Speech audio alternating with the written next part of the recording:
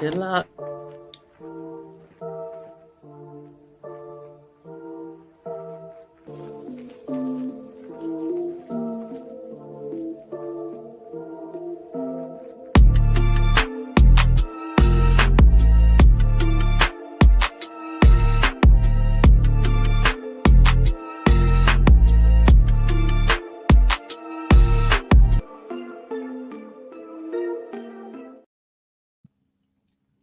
Oh, hello everyone. How are we?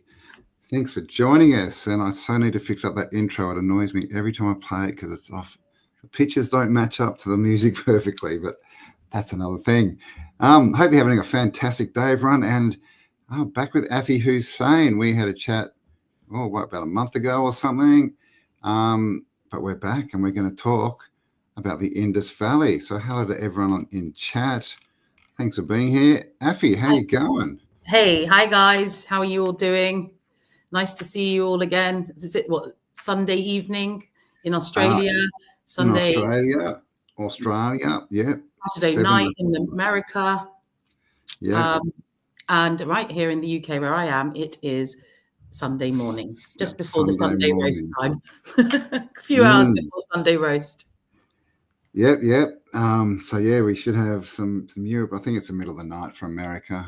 Yeah, it is. I think they'll all be in bed, but no doubt one of them will jump on. Someone with insomnia. Yeah, definitely.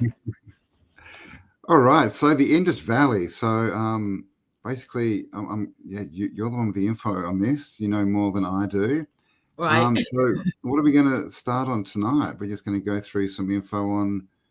Yeah, so obviously off the back of the last chat that we had, we obviously discussed and we mentioned that, we were planning on doing some exploration around the Indus Valley region. And obviously you and I have been sort of going deeper into the research of that. And we're quite surprised to find a lot of the old world buildings that you're so used to seeing in Europe all around Pakistan, and I'm sure in India as well. Obviously, I'm not from India, so I can't go there, but what I've seen with my own eyes in Pakistan, there's like a plethora of buildings all around you that are all lost world.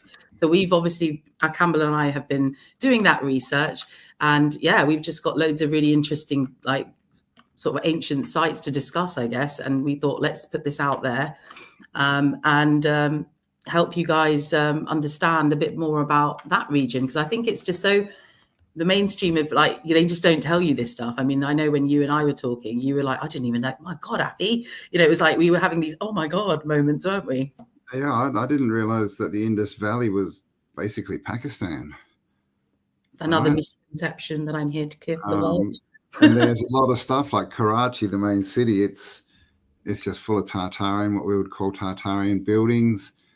And then there's a lot of melted stuff. There's a great wall there. There's star forts. There's everything, right? There's tropical beaches up to the Himalayas. It's a lot of interesting stuff. So yeah, we're going to go and check it out, and so we'll go through it all. And if you want to join us, there might be an opportunity. We'll give you all the details for that very, very soon. We'll do that. So we've been concocting a little plan because we were like, how do we get out there? How do we explore this? And how do we want to do this? Because I've been on a few expeditions while I've been out there in the last sort of 5 years. I've kind of spent more time going around all the different sort of regions that you mentioned where these sites are. And obviously my family are actually from Karachi. So I've actually lived in Karachi for like a year or two when I was a teenager. My mother still lives there. And it's like you said, it's just like you're just waking up, going get a coffee or something, and you're like, oh my God, that's a sort of an old world building, what the hell, sort of thing. So I was over the 5-6 years that I've been sort of spending time there, I really started realizing his story, as you put it. So we've just literally been researching that, and we thought, right, how are we gonna get out there? So we were like, why don't we do what you did in Bosnia and arrange a trip, and let's just get whoever wants to come. So that's what Campbell and I have been busy organizing, everyone. Yes, we have. Yeah, it's going to be epic, right? It's going to be, yeah. There's just so much diversity, I guess.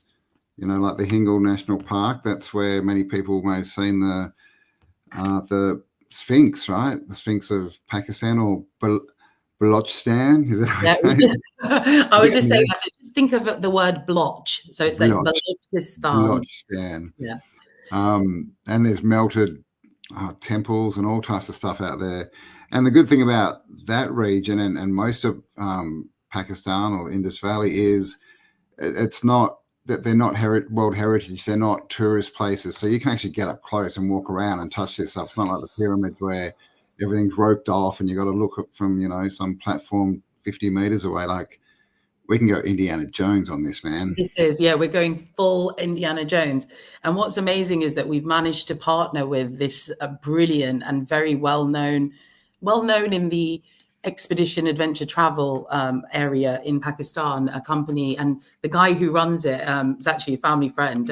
I just happened to know him and went on a couple of expeditions with him, which is where this whole sort of, I was like, oh my God, this is good. This is something we need to do. We need to take this to the truther community.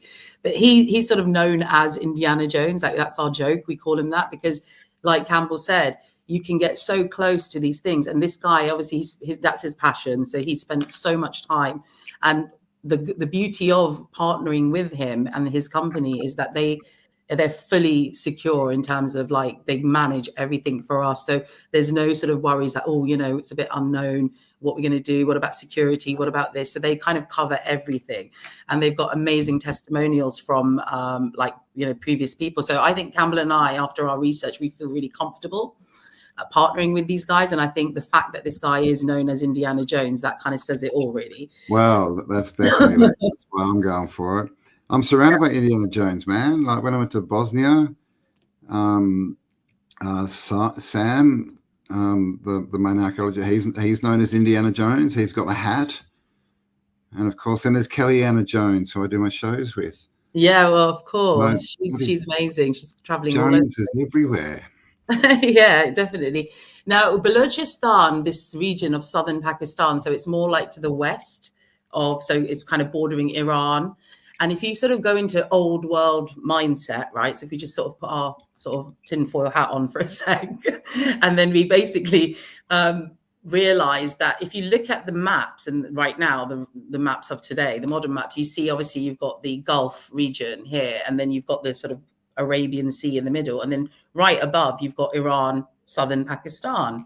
So it kind of makes you think that at some point this land was all connecting, because when you look at the artifacts that we're seeing and the archaeological finds that are coming out of the southern Pakistan region, it's very clear to me, because of the research that we do, that all these civilizations were connected through landmass at some point, right? So yeah, if I was to compare this area, the National Hingle Park, where we're going to be going, I would call it the most closest to the Grand Canyon. It literally looks like you've entered into the Grand Canyon. I mean, look at some of these pictures. Look at that. Natural formation, apparently. Yeah. So I actually had a whole discussion with the Archaeological Board of Pakistan. I emailed them and we had some back and forth, because I was trying to get a expedition permit, and sort of if I could get a permit to say that I'm running an archaeological expedition, we'd probably get access to more places. But they're so funny, because they're so like normie, mainstream, NPC, whatever you want to call it. It's going, oh no, it's like literally trying to convince me that this is geological formations, and I'm just staring at his face. I'm like, dude, seriously, like, I'm blind. Like, look at this. Come on, Campbell, you to give your expertise. Oh, well, I mean, you can see the columns. Oh, guys, tell us in the chat, like, what does that look like to you? Does that look like a geological formation? I mean, yes, there's geological shit all over it, but it looks like a colonnaded building, right, with a dome on top or something. Yeah. I mean, this one's a good one. Look at that. Hello. Let's just have a pitched roof geological formation, shall we? Yeah, it's just all geological now why it's so important that we go. And then look at this highway. So this highway is called the Makran. I can't actually write in the chat, otherwise I would have written these things down, because I know a lot of you guys are out there really love researching all this stuff. So, but it's Makran, Makran Coastal Highway. I mean, that just looks like a dead dragon or something, like scales and stuff. Yeah, it does, right? I camped right there, by the way, right in the middle of this place. This one, yeah, I've gone camping. there. It is otherworldly. That's the only thing I can say. Looks otherworldly, man. You don't feel like you're on Earth, or you just feel like, where the hell are? I mean, look at that. I mean, that's just. And look what's this bit here? This flat bit. Yeah, like what is that? Like what is that? See, like there's this other theory as well, right? With these pole shifts happening, or whatever you want to call it, mud flood, or whatever you guys, whichever theory you subscribe to, I'm open to all of them. But it kind of makes sense where it feels like, the plates are going up or down, and it sometimes almost feels like these buildings have just been lifted right up. Like, there's like Machu Picchu, and there's some places in the Philippines got these tall sort of cliff kind of things, and then just these whole civilizations just suddenly at the top of like 6,000 feet above seawater, and you're like, what is that? So that kind of is something that becomes clear, is that, okay, how did these even get this high? So what is this, right? That looks like a sphinx, but I mean, look what's below it. This is what it is. All these columns and things, and like look at this thing. It looks like a doorway. I mean, I reckon if they start chipping away at the mud and actually did archaeological excavations, we will uncover something that probably the world hasn't seen, because this seems to be, I agree. It looks. I mean, I'd probably go with melted. Looks like it's been hit by some, old world Jew weapon. Melanie 963 is saying that it looks like there's steps. Yeah, exactly, Melanie. When I went there, you can see it all. It's like, it's a joke. It's really a joke. And there were even some parts, I mean, I don't like to sort of make speculations, but I remember going to this one particular part of this Hingol National Park, and there was this sort of huge cliffy thing. And then I went and stood it, and I just started taking pictures of some of the other people. And it was only when I looked at my camera, I realized that the guy was standing in what looked like to me was a huge mouth open. So, you've got the studies of the giants and petrified, and you've got a lot of them in the US, in the Titans, there, literally. So if you then go into mythology and you go into ancient scriptures, and I mean, look at that. You come on. I mean, it even looks. It's a geological.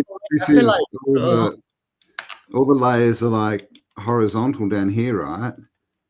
Yeah. Up here, they look like they're vertical. And what's crazy is, so I've got so many things going in my head now, and I'm seeing these images that I sent you, because it's just bringing it all back. But it's like so if you think about the terrain, right? So where this is geographically, it's on the coast. So like I mentioned, the Makran coastal highway that the Chinese have built, because there's the one of the deepest ports in the world is in Pakistan. It's the Gwadar port, GWADR. So the Chinese have done a lot of development there, which is why we've even been able to get access. Do you see how they've hidden it? They just didn't even create roads or anything around there. What you find, you couldn't get there. Yeah, you just couldn't get there, and then suddenly, money always opens doors, doesn't it? So they're like, the port, let's build a highway. And it's amazing, because you drive down there. But now so going back to the geographic location, so it's on the coast, right? So what became really starkly clear when we go there, you'll see this, you see remnants, just the same way you do in other parts of the world. You see remnants of this land being underwater for a long time, which works really well with the theory of the Giza Plateau being underwater. We know that. And then if you go back to what I was saying about that land was all connected at some point, which is like pre-2239 BC or whatever you want to call it. I personally subscribe to a lot of the Archaics chronology. I've studied before I even met the Archaics guys and their research and Jason's research.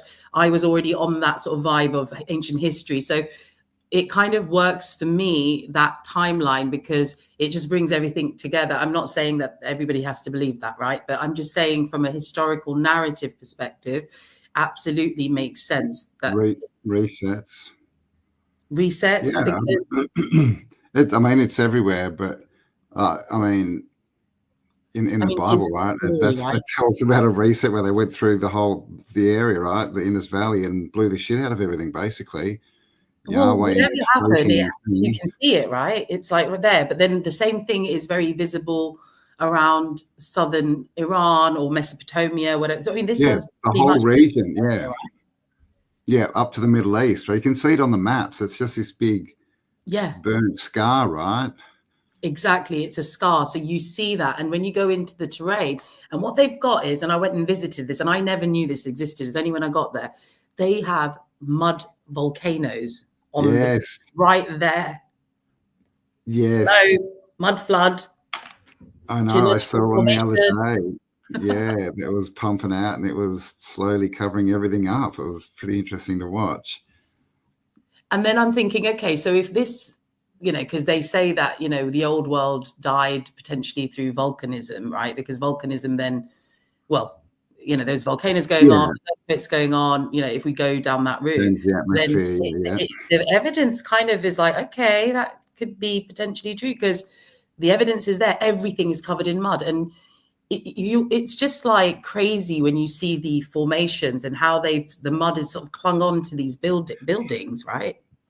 well, I mean, yeah, imagine if Hingle Park is just covered in mud I and it's think it not is. melted and you can just chip the mud off and there's like I think everything it still is. might be there for all we know because no one's done any research on it, right? No one's done any proper archaeological digs or anything.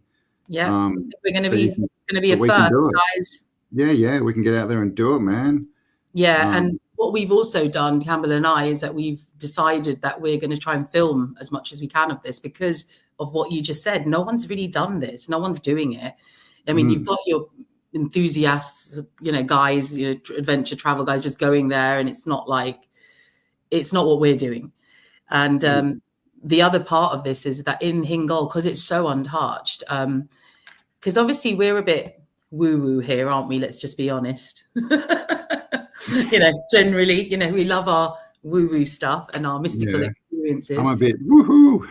Yeah, woohoo. So going back to mystical experiences and downloads and things like that, I was having quite a lot of that when I was there. And I don't know whether this is to do with like codes and, like it's a grid, the earth, right? And there's different places on earth that some believe are like activating and all that sort of stuff.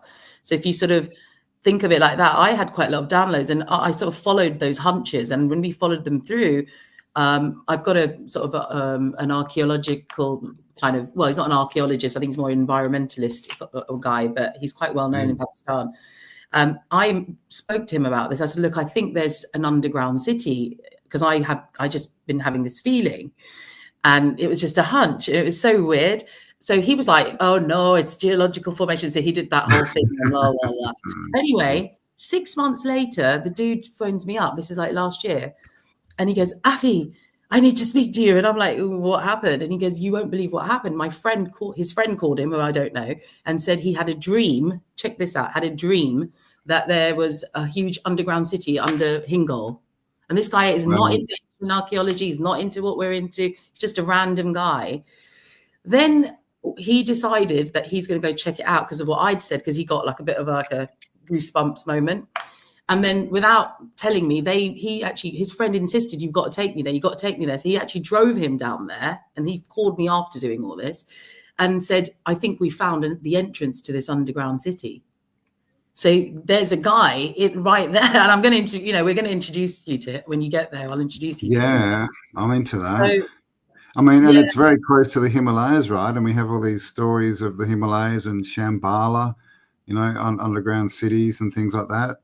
I mean, it's in the region, right, where all the stories this is it. come That's from, the right? story. The Sumerian, the Anunnaki, all that kind of stuff, all originated this kind of region. Yeah, and it goes a step further. So there's also a lot of away from our sort of ancient stuff and going into sort of maybe some religious stuff, but there's a lot of talk in the archaeological fraternity in Pakistan about Christian sort of Jesus related sites, because there's the story of his lost years. So they're really they're really adamant. I mean, I haven't really gone down that route, so there is that sort of angle as well. But going back to what you were saying about the stories, I tell you what really got me was, so the whole Titan thing, you mentioned the stories of the Titans, And then in the Hindu Vedas, you've got the, their stories of the big cosmic war that happened between the gods and all of that sort of stuff, right? Yeah, in the Vedas, Yeah, so the story goes, this is what the local traditions, and when I was there, I started digging with the locals and started asking, that when you enter Hingol National Park, right at the beginning of it, you start coming into the caves and all those formations, and there's this signposting to a Hindu temple. Now, I never knew this, but about 40 to 50,000 Hindus come there every year. I had no idea this was going on in Pakistan, because it's one of their most sacred sites, which is that temple. And it's so crazy because it's so old that it's right inside. It's one of those temples that's inside a cave kind of thing, and you kind of got to get really low and stuff, and then you go and it's a freaking temple. Wow. Right? And then you got all the trees around. You can see the little ribbons that, because from their traditions, like you see in Nepal. So I was like, oh my God, this is like a whole nother world. Like, people in Pakistan don't really even know this is going on, I don't think. And they just hide everything. So then when I got in there, the guys started telling me about the story, right? And the story goes, tell me to shut up at any point, guys, because I am known to. No, you keep going. Because this is my passion. I'll just go into it.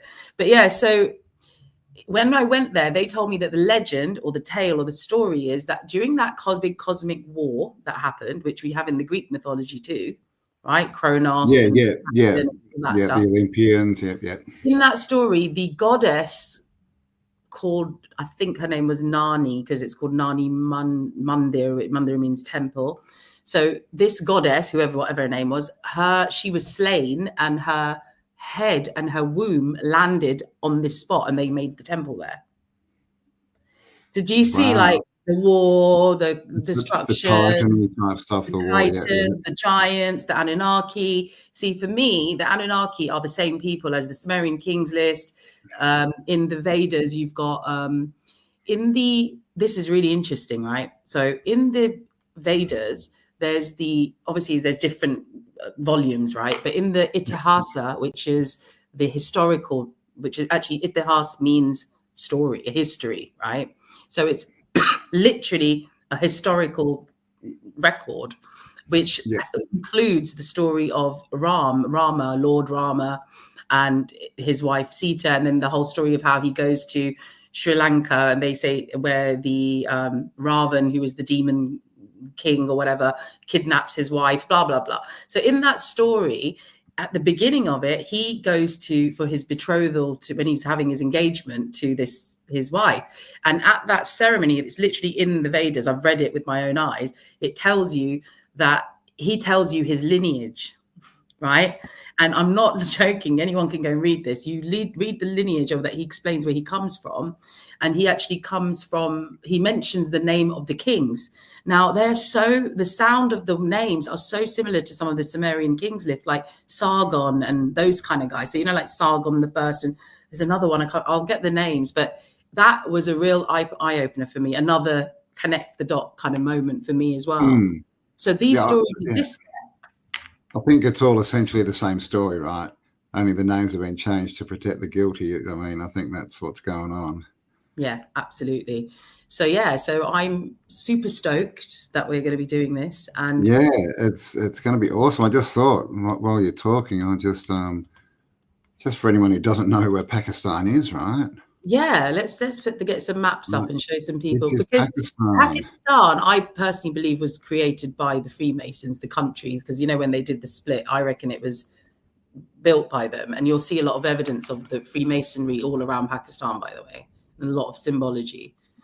So because it is built by those dudes, right? The whole region, yeah, been wiped out. But anyway, this is Pakistan here. This long sort of country here, and it goes all the way up to the Himalayan mountains.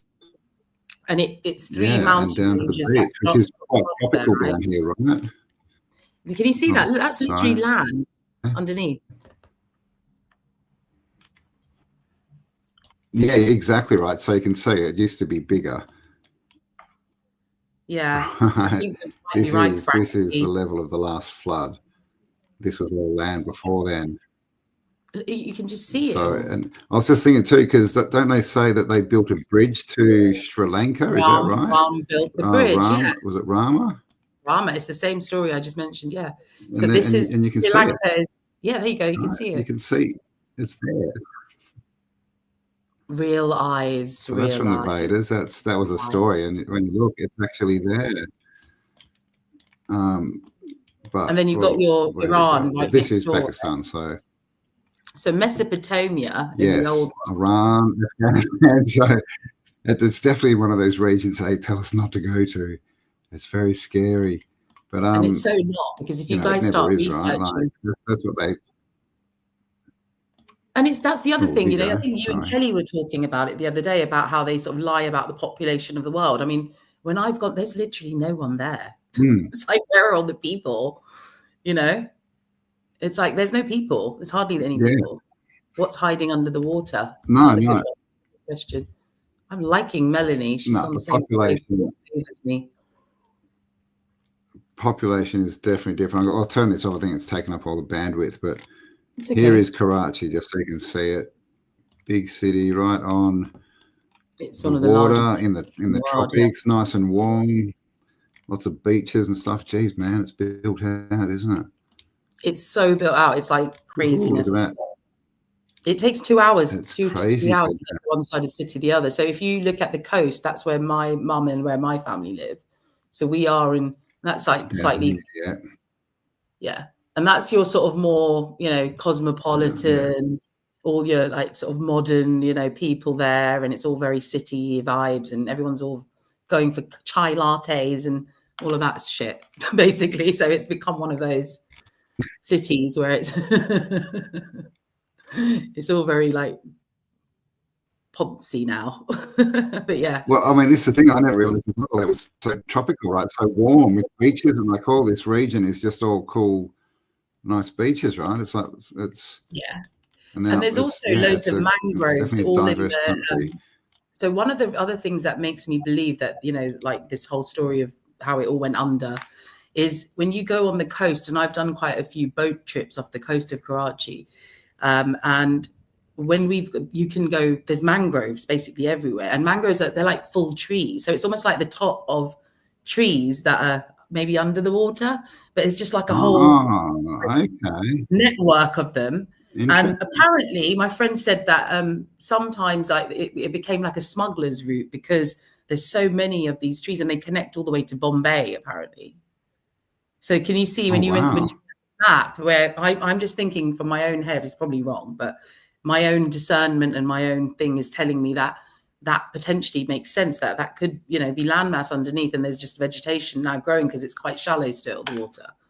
And I've been kayaking in the middle of it and everything. I mean, it's really cool. It's bloody scary, but it's cool because you end up going, it becomes really narrow little channels, and you're just sort of going, and you literally can just fit your kayak, and then you've got these mud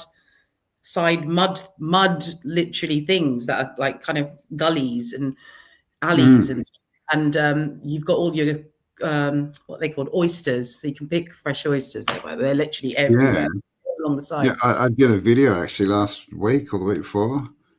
If you haven't seen it, people, what are you doing? Just showing that you can see that all the levels, just looking at the maps through history and even Google Earth, you can see all the water levels have changed. I mean, there's sunken cities in the Bay of Bengal, in the Caribbean, off Japan, like off Egypt. They're everywhere. Yeah, I mean, the evidence is all around us, right? Yeah. Totally. So yeah. But I don't know if I've got any of so the pictures. Show your pictures, okay? I think if people want to see, I think it'd be really interesting. I'll start showing what I'm supposed to show. What people are saying. If there's any questions. Hang on, 1 sec. Hang on. So this is all the Karachi, I think. The old world stuff. Yeah, so now this is city, guys, and you're all so familiar with like the Tartaria narrative, or let's call it, I like calling it the lost, like old world, right? The old world. I know. It triggers some people still. Bay, doesn't it? The lost world, you can see. The lost world. But yeah, same stuff, right? Portals. I don't know if this is red. I think, is it not shape? Right. But same thing, like the curve, the arch doorways, the keystones. That looks a bit Moorish, that one. That does. Wrought iron. Right. I mean, it's the same stuff. Yeah, I mean, look at this. We were looking at this last night, weren't we? We were like literally dissecting. That's a good one. I mean, first off, obviously the top of the pillars, right? Same as we see everywhere, keystones. Yeah. But then we get this, right? It's very, well, we were talking, it looks, free and Masonic, maybe, with, the two towers here, two poles, the wreath, the Roman wreath, all roads lead to Rome. Yeah, you got did you just say Boaz and Joachim and that whole thing, isn't it? Yeah, Boaz and Joachim, the twin poles. Cones. Have you noticed the pine cones? Yes, these are pine cones at the end. Now, doesn't that wreath remind you of, the serpent? The Ouroboros. Yes, that's it. I'm not really good with names, but that thing with the snake. The snake that is biting its tail. Yeah. Pine cones, and that's a very good point, actually. Pine cones are pointing to the sides, which it is, and it's pointing to these humans, right? So pineal gland, humans, left, right. Oh, they're roses. Do you have roses in Pakistan? We do. We have the most amazing flowers that you've probably ever come across. Oh, you don't. Wow. And Balochistan is a place, my mum's sister, actually, she's got a lot of land because she's married into one of these sort of princely families of that sort of region. Oh. And they've got huge, just flower gardens, like just huge, and they supply like people and everything. It's like amazing. I mean, the flowers, the fruit, everything in that country is, from my experience, is just like, whoa, like I didn't even know fruit could taste like this. I've seen that in a lot of countries, like in the Balkans, that like the more, I guess, third world countries. Yeah. Because they're not spraying everything with chemicals and shit, and they eat vegetables that are in season. Like in the Balkans, like if like they're way into their tomatoes, right? They love their tomatoes, but if it's not tomato season, they just won't touch them. Exactly, because we're supposed to eat seasonally, because that's how we're built. Yeah. That's why we so right? Look at this one. I mean, that's Tartarian as right. We've even got this balustrading that we see everywhere. It's always the same, right? That stuff's everywhere. And the little windows, keystones. Yeah. The symmetry. I mean, look how symmetrical that is. I mean, that's crazy, right? And all these. What are these? It's just like we see in the cathedrals, like the little. You've got the little. You probably know the names better. You're the expert here.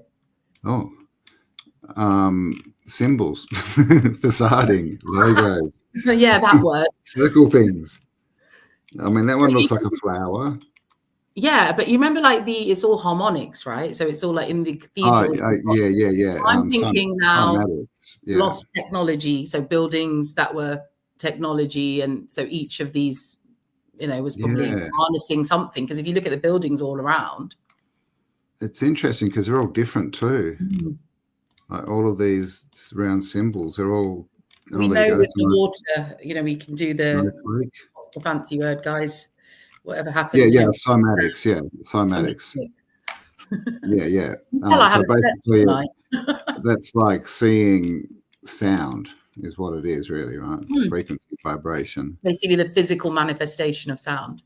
Yeah, totally. And you see these, they're everywhere. I mean, especially in the cathedrals, they're on the floors and stuff, and even the Sumerian, that Sumerian picture. I do have it if I'm smart enough. Look at these columns on the side and all. That's just. And the tragic side of this whole thing is that when we go there, you'll see, guys, they underneath all these buildings. So this is like the hub of the city. So it's right in the center of the old city. So you've got a Karachi old city, and you've got, which is interesting, so they called it the old city, right? Just like you have in Barcelona and other places of Europe, you've got the Gothic quarter and this quarter and that. So this is that area. Now, it's all markets underneath. So I know I mentioned Empress Market, and we'll show you that, but all these buildings are covered by these markets that are under, and it just looks like, it's just crazy that they're just not, they're just there. And it's just crazy to me because obviously I'm into this stuff, and I go there and I'm like, whoa, But it's like that in Bombay is exactly the same. All the pictures that I see of Bombay, it's like so old. Well, I mean, it's like that. You've got buildings like this. I mean, look at that one. I mean, come on, guys. Yeah, it's the orange house. It's not the White House. It's the orange house. But I mean, yeah. Does it make sense now that they did a partition, guys? That I would love to hear your views on that, because I'm a big, I kind of love the conspiracy side of it. Like, ooh, what happened? You haven't got doves there, man. It could literally be in England. I mean, yeah. I mean, you could just be in England. It's just like being in Europe. It's exactly the same as Europe, and they've tried to cover it up majorly.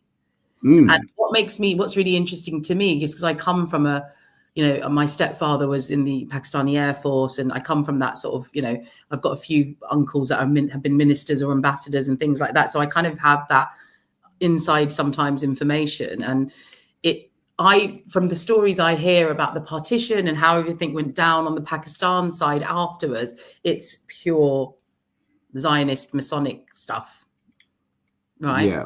So that's one side of it. And then I'm thinking, right, so if the old world, which they're trying to hide everywhere, is mostly in the Pakistan region in terms of the big sites, because they were, Indus Valley, Harappa and all that, then who's to know that that's why they did the partition? Because the British came there. If you look at the timelines, yeah, I mean, look at that. That's perfect symmetry, isn't it? Yeah, it's very Moorish too, right? Yeah, and again, you've got the little... Oh, sorry, you go. So yeah, views would be really, really welcome, because I'd love to discuss that with So what do you mean when you say partition? Right. So the history is in the 1946 or 47, I can't remember. They just had their Independence Day, India and Pakistan, which is the 14th and 15th. Pakistan and India were split basically in the middle. And where they were split is what we would know as Harappa. So the British came in, divide and rule, typical, which, who were the British? Who was the East India Company? Who were the colonizers, right? That's just the story. But who were they really, right? Wow. Put the hand in the hand. What do they do? All the little symbols and signs and those guys, right? Yeah, so, they wear top hats and they steal the buildings. Look at this building. It just blows my mind. I think it's just a guy just walking around, has no clue that he's like... It's brilliant. No. Well, that's the thing. These are the kind of buildings that in other countries are all fixed up, right, and looking pristine. It's just these haven't, had the makeover, the renovation. No, they haven't. They've just left it. So that's why I sometimes feel that, like, how did the way they did it, and it was so brutal. It was like the worst. We talk about genocides and we talk about, the Holocaust and things like that, but at that same time the partition of India was happening, where they were just split in half and families torn apart, blah blah blah. And that's why I think that this is part of the whole cover-up, right? Like your Great Fires and there was different agendas that were carried, or different strategies they used in different parts of the world, right, to cover up. So I'm just now out loud. I mean, look at that one. I'm trying to remember what this is. I think I have put the name on them. Oh, that's crazy. I mean, that's crazy. It's got everything, right? The belfries, the domes, these little Mercury vases, or whatever they are, porticos, columns with the scrolling. We need to try and get Martin to come on this trip. Martin, if you're listening, hi. Yeah. Martin, come with us. Yeah. And I mean, this is the thing about the countries is, hello, I mean, Poseidon or whoever it is, or some that's Greek. Zeus, and that's made of metal.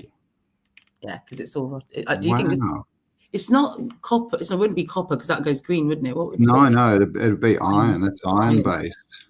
Yeah, but look, there's little flowers here and a face. Like, how are they making that? Exactly. Obviously, pouring it into a mold, you would think, but it's molten metal. So obviously, with the narrative, it doesn't work. But what do you pour it into? Most of the time they use sand molds now, but I mean, that means you've got I don't know, it's a big process. They shouldn't be able to make that, basically. I wasn't sure about this picture, actually. I wanted to ask you about it because I was like really intrigued by it. That's why it's interesting, and it's also got nothing to do with Pakistan as far as what we're told it is, right? Like what's it even doing there?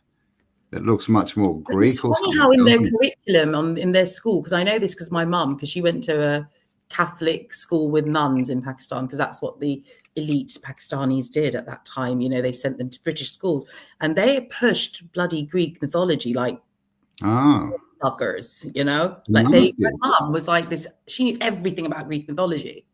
Wow. And that's how I got into it, because when I was a kid, she would sit and tell me these stories. I knew about Zeus and Poseidon and all these guys before I was even 5, you know? And why? How did she know about it? Because they were literally pushing it in the education system. I suppose, yeah. It's like a kind of a brainwashing, isn't it? Like some kind of... Yeah, it is a bit, because you think, oh, that's Zeus, and then you don't question it. But this is also, as you can see, it looks like it's like a water spout, right? Like a hole in his gob. Yeah. Like the gargoyles, most of the gargoyles, a lot of them are water spouts basically off the roof. Anyway, well, there you go. There you go. This is your Empress Market. Now, we were discussing this yesterday. Does that look like a building that was just built that way? Because it doesn't make any sense to me. It looks like in the ground. It looks far too short. It's just stupid design, unless this was much higher, right? Like the other buildings. Yeah. Doesn't look tacky at all. Definitely looks weird, been re-roofed. But I mean, it's just, look at the outside, this old world building. And then look what we got outside, just dirt roads and like this is the problem, is these people it's fine, KP. I don't mind. Like it's dumb. They've even re-roofed this with corrugated iron. But look at the tower, man. Look how perfect it is. Yeah. It's crazy. And another, so my friend Matt, who I love, hi Matt James, he always says to me, he's a skeptic of the old world, which is fine, I still love him. But he always says about the triptych.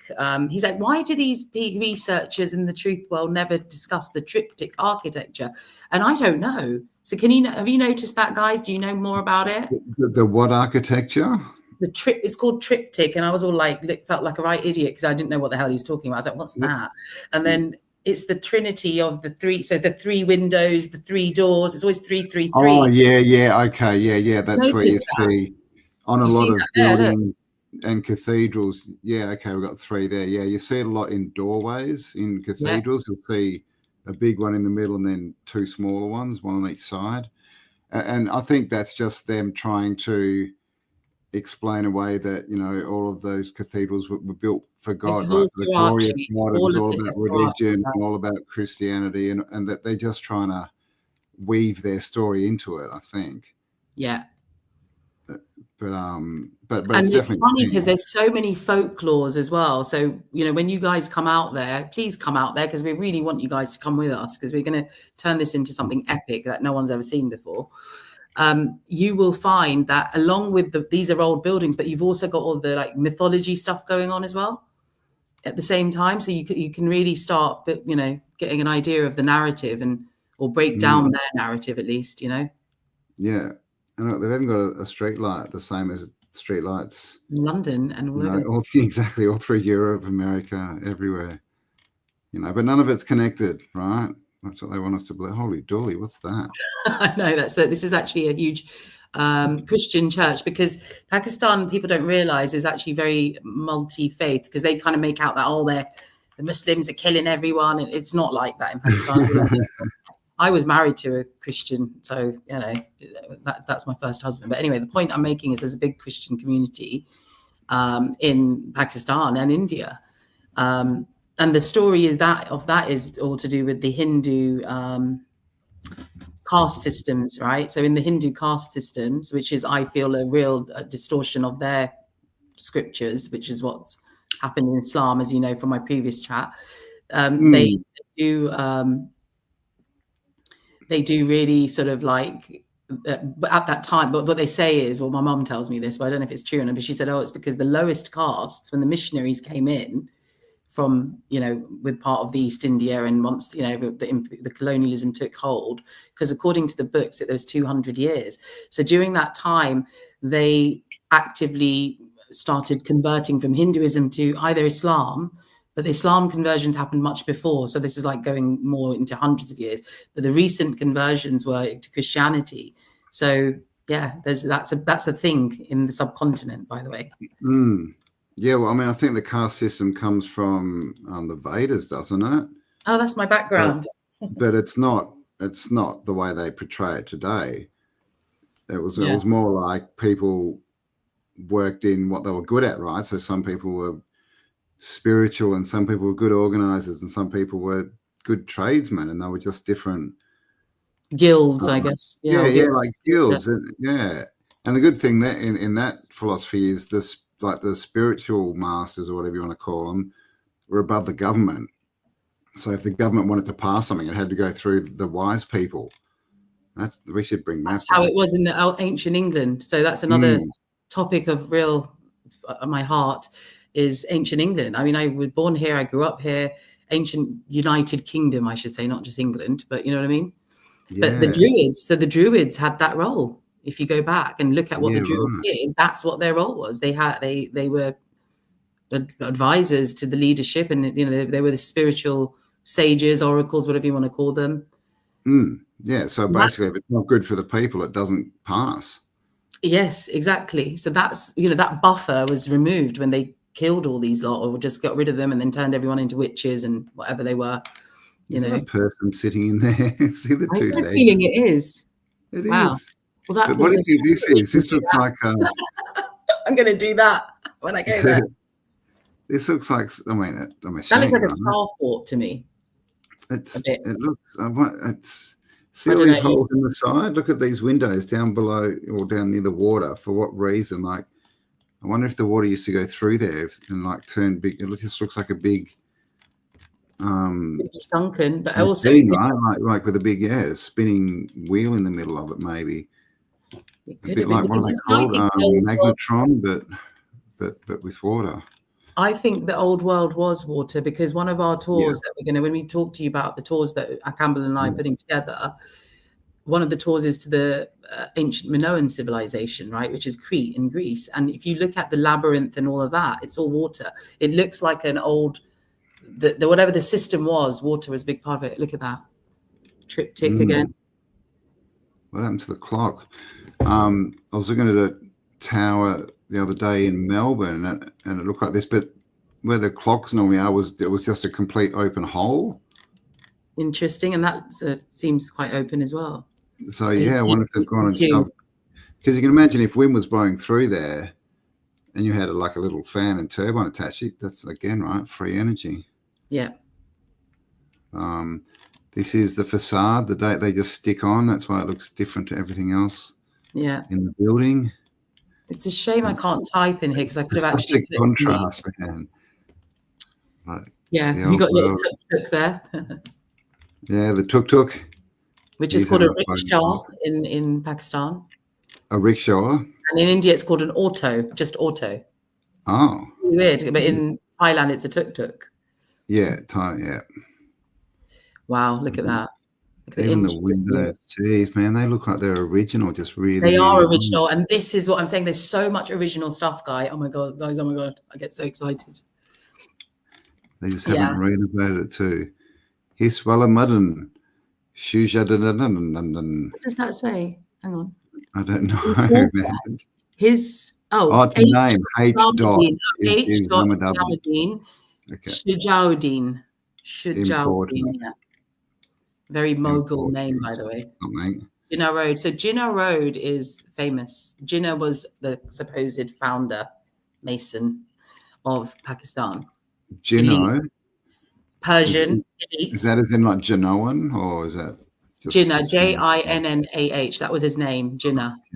Muhammad Ali Jinnah. And he was an elite. He was best friends with Nehru, who was on the other side of the fence. And Nehru was apparently having an affair with Mountbatten. He was the viceroy and chancellor of India. So he was like the king of India, as far as the British were concerned. And his wife was having an affair openly. So this is like, everyone knows this, with Nehru, who was the founding father of the new India. And him and Jinnah all studied in England. They spent their whole life in boarding schools in Oxford, and I wonder where they got recruited, right?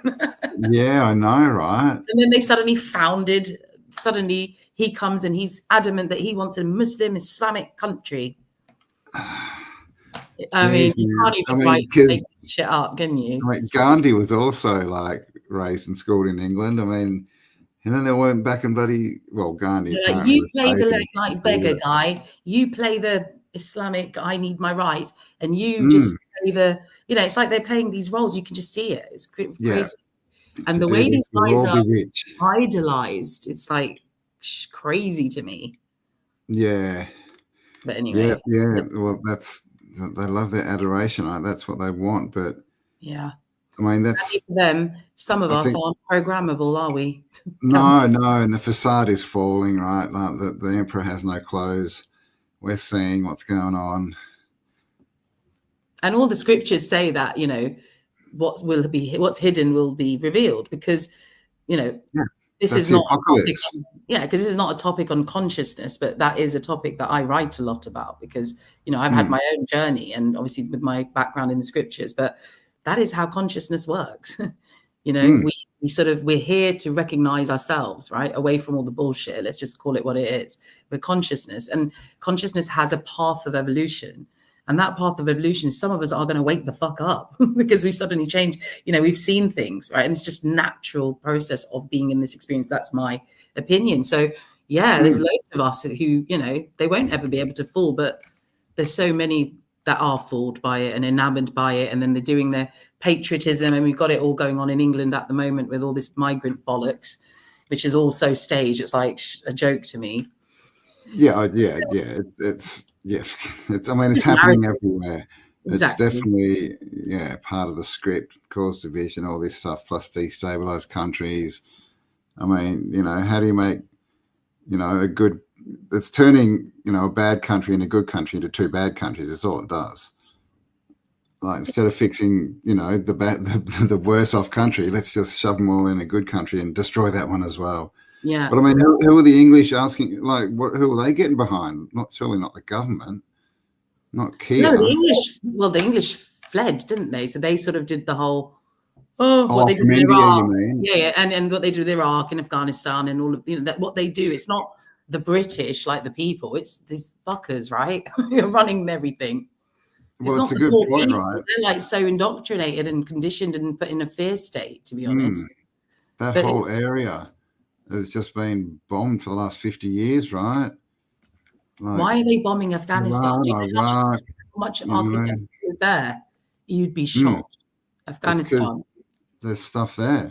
I mean, that's what they did in Iraq, right? They went in and they just started looting the museums and then I think it was ISIS or whatever they were calling them at the time went into Jordan. Remember that? And they were shooting rockets at the old buildings in Jordan, and it's all about destroying the evidence. That's all. The history, the evidence, That's how I see it, and they just, we can. That's like a whole nother show, isn't it? We can go into that, but we get back to the actual show. We're just showing people what is there, right? Do we have any more images around, like, there's for example, a couple more. We move on to what really excited us was the Great Wall of Sindh. Yes. Okay. I've just got a couple more that you sent. I'll plop them up. I have. I've got some on the Great Wall, but these are Karachi still. So again, right? Like, this is the stuff. It's the same that we see everywhere. Really well preserved, this one. I mean, it's called Frere Hall. And Frere Hall is now, it is like a heritage building. It's part of the Sindh Club, so it's a bigger complex, but they've broken it up. Sindh Club is just only elites go there. I've been once. To the Sindh Club? The Sindh Club, which is Masonic, SINDH, which comes from the etymology of Sindh is Hindu, India, all comes from that same, those root words. But this is when you drive past, it's just a whoa, like you're just driving by, you're like, what are you doing here, sort of thing. It looks very handy, doesn't it? And I mean, you don't belong here. Go back it's to a your motorbike, man. So look how big this thing. Oh, there's even a dude sitting there. Look how big this building is. Yeah. You can't even see this little tiny person sitting there. Look at the tree next to it. It's just like a bush. That is crazy. And all the steeples, the copper. Oh, we've already seen that one. Oh, we've seen that one. Oh, there we go. So the ones that I mean, I think I can probably open up. I've got some. Let me. Because we haven't actually. Because what we thought we'll do is show you some, like for example, the Chaukhandi Tombs, right? The Great Wall. Oh, that's Ranikot Fort, isn't it? Yeah. So Ranikot Fort is what is also known as the Great Wall of Sin. So it's basically a 37-kilometer wall that, well, it's kind of like a circumference because it's like connected with this fort. So it's known as the world's largest fortress of the whole wide world, apparently. Yeah, it is. Yeah, largest fort in the world. Yeah, well, not that it's a fort, but that's the largest of its kind. Look at all this. Again, it's that, like I said, those rows, the flowers, the somatic is sound, isn't it? Now. But you know that thing that they do with the sound stuff. The somatics, yeah. Cymatics, yeah. Somatic is the right word. Wow. So there you go. Oh, now, so you were talking about these things, the cymatics. Sorry, yeah, I was. Yes, that's all right. And I mean, they are right. They're just stylized a bit, so they look like flowers, but because they've got that hollowness, which is going to, where the sound's actually bouncing off and in that shape, right? Because that's what's going to happen. The waves will be exactly right. So so this is it. Yeah, the Great Wall. So this is just like one of the fortresses. So the forts, they've got forts at each. There are 4 forts around this, and each one is its own marvel in terms of you need a whole day to go and just check out one of the forts. So even though, like on our itinerary, we were only there for I think a couple of nights or something. Ideally, you could spend. Look at that. You can see the steps right there. Yeah, I'm just looking. Yeah, it looks like old steps, doesn't it? And look up there. That's very right angled. Extremely. And here, by the way, we can go in there. And in fact, they have like really cool, like lit up music concerts. They do camping nights. You can do, I've actually was invited to, I never went to it because I've never been here, to a full moon circle ceremony, like one of our lot, the woohoos, Yeah. You can go right into it. Wow, interesting construction. Now, a bit of there's stones in there. Can you see them? Yeah, it's like it's 2 walls and they fill it with stones and, concrete or geopolymer or something. Crazy. That is crazy. And red brick, right? Yeah. Red brick everywhere, man. Where'd all the red bricks come from? So let me. Oh, there we go. That's a bit of the scope of it. So it's just this huge wall, basically enclosing a fort, like a Star City wall that we see in all the old maps. There's just no city left on the inside. Because, it's crazy how it is really, really long. And what's really interesting is, can you see, again, with the Great Wall of China, you see the outposts that they've got. They're facing... Yeah. Like there's that whole thing there as well. So it's quite interesting. It's got quite a lot of similarities to that.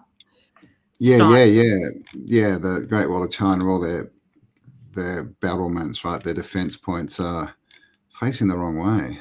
So I recently launched the Lost World Adventures Instagram, and I've been doing quite a lot of educational reels on there. And I've done one, which is obviously in collaboration with Campbell.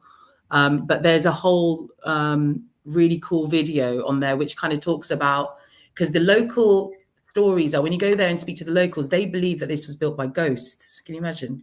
The locals do not buy the mainstream version themselves. They just don't buy it. Right? Yeah, so why was it built by ghosts? Why do they think that? So who actually built it? But when you start looking at the architecture, it's very akin to like Darius the First. So again, going back to Mesopotamia. Now, the official narrative is that it was built by the Talpars, or I can't pronounce them. Talpur, which is Dalpa. Yeah, Talpur are they're like a royal kind of family or whatever you want to call it, like the Mughals. There's all these different regions in Sindh, and they said that they built this as their fortress. But when you go and speak to the locals, there are different ideas of it. Different stories. All right. Shall we play this? Oh, you got it. Oh. I'm so proud of it. Is this the one?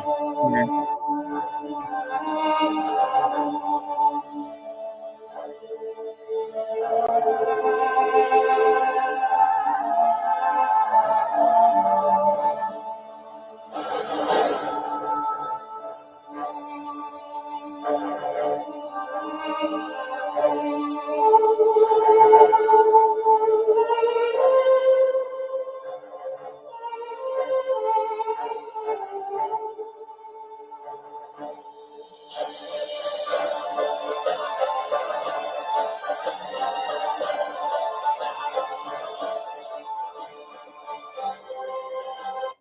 All right.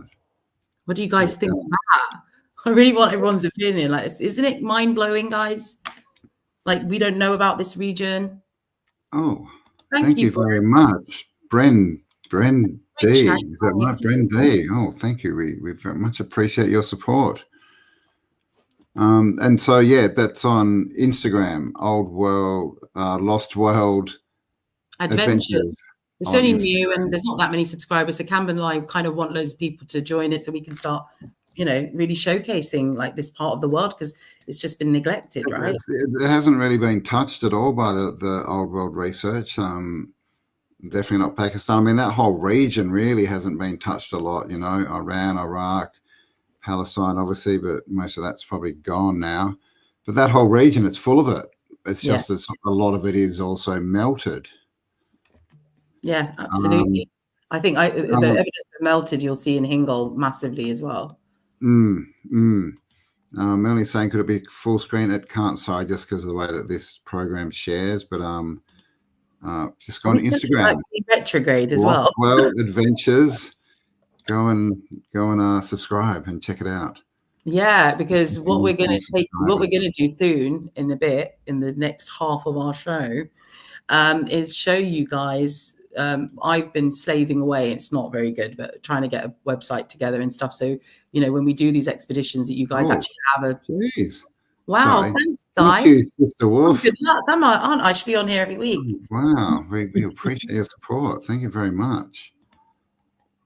For your kind donation, thank you very much. Thank you, guys, because it does take, Campbell puts in so much time and effort into these things, and he's brilliant.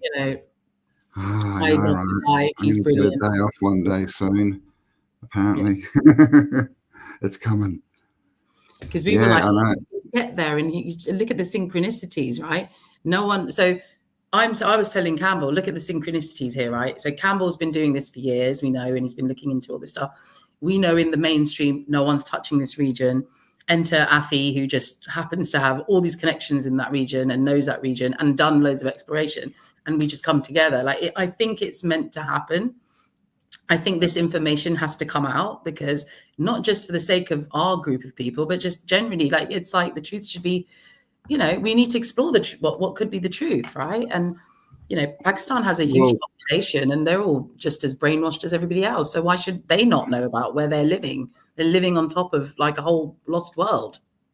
Yeah. And that whole region, we're sold as, that's the most ancient, that's where all the stuff happened, all the ancient stories, and Sumeria and Anunnaki and all this stuff. But when you look at it, they've got the same buildings that everyone else has got all around the world, and most of them with no explanation of how they were built, how they got there.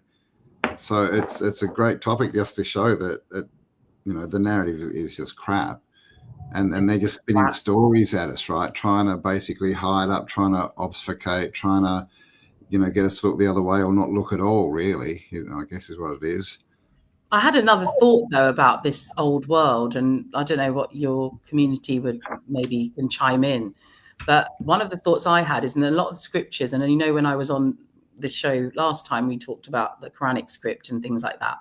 And they talk about in all of the scriptures about this whole civilization that existed before humans. And then we look at Genesis, and Genesis is telling us Adam and Eve should replenish the earth, meaning something has to exist before for it to be replenished, right? And then you look at this. Yeah. So it kind of like feels like, could it be in the Quran, it says the jinns or these other species, who's to say that Avatar wasn't exactly like us? It's just the inside that could be completely different. See this Cro-Magnon and all these kind of things. Like, what if they were just a different type of internally, a different entity now, and it's their world that we're now seeing all the remnants for, because it doesn't make sense. Like the pyramids, Stonehenge, all of these things, like all these old megalithic stuff, and it just doesn't align with us, who we are today. Again, the way we operate and the way we build things and the way we do things is completely different. I don't know. It's just a thought I had. Yeah. Well. Yeah. I mean, again, the Vedas, right? They say that we're in the Kali Yuga, the sixth world. Is that right? And everywhere that all of the traditional stories, from South America, from Middle East, from everywhere, they all talk about different worlds, right? Different epochs, different ages. Yeah. All this thing. So I think we're in the sixth, right? And I think you can almost see it. You have the Titans and the giant trees. Then you have the megalithic blocks like the Ural Mountains and stuff.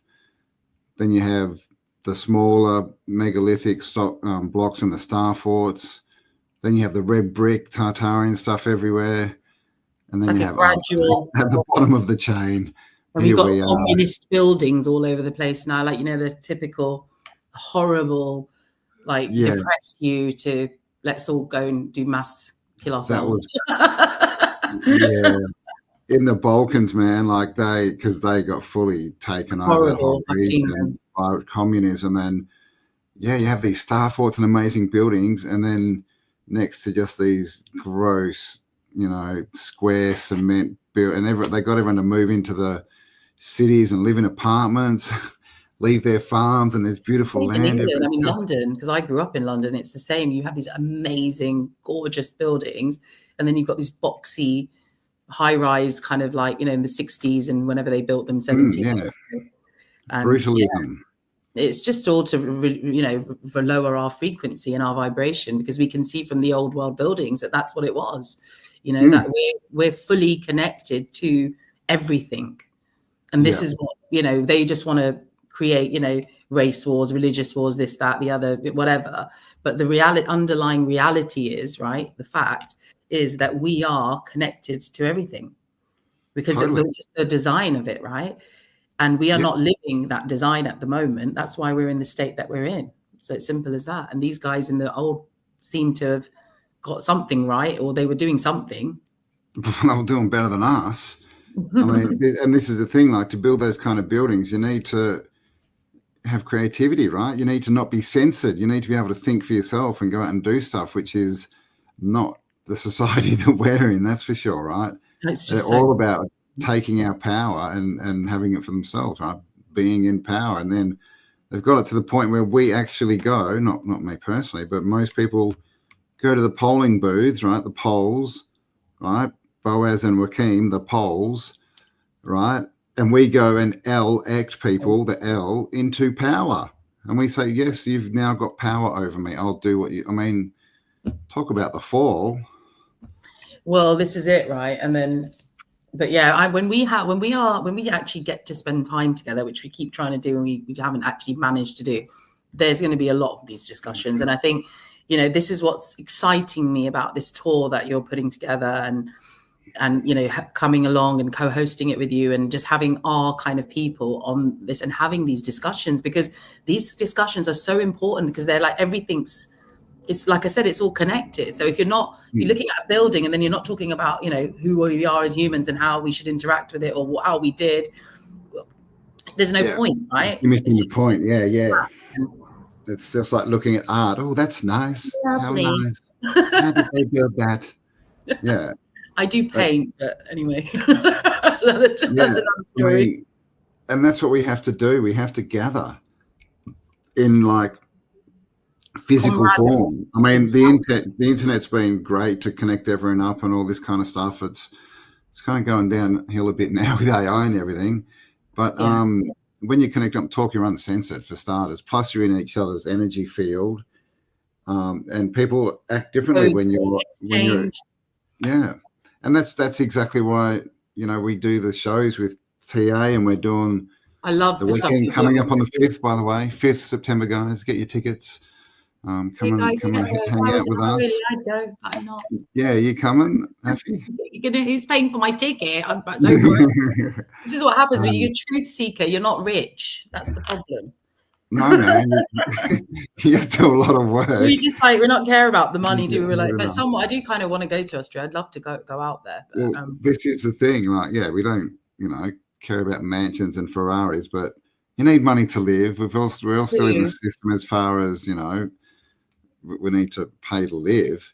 But then we love to travel, right? We want to get out and see this stuff. So and going back to your point about we need to come together, and I really believe that in my core, that we need to come together, like what you and Kelly are doing. There's other people I know that have got their own sort of versions of that, and you've got all these little communities of us truthers, and we just need to start really breaking down these silos and these walls that are still barriers even between us. Sometimes I feel, like, oh, you believe in Tartaria, no, you don't believe that. Oh, you flat earth. Oh, you're this.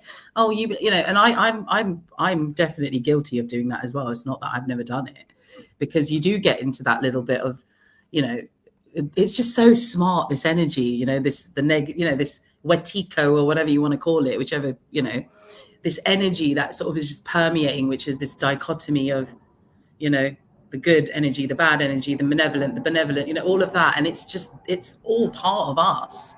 And once you understand that and you rise above that, then the silos and the walls break. Because for me, I don't see religion, race, color, anything. I don't see gender. I don't see age. I see your character, my character. That's it. That's it. And I think when we come together, it's just going to be awesome on this trip. So who's coming? Yes. There's links below, guys. Links below. Okay. Let me bring up, I guess we should go through this quickly.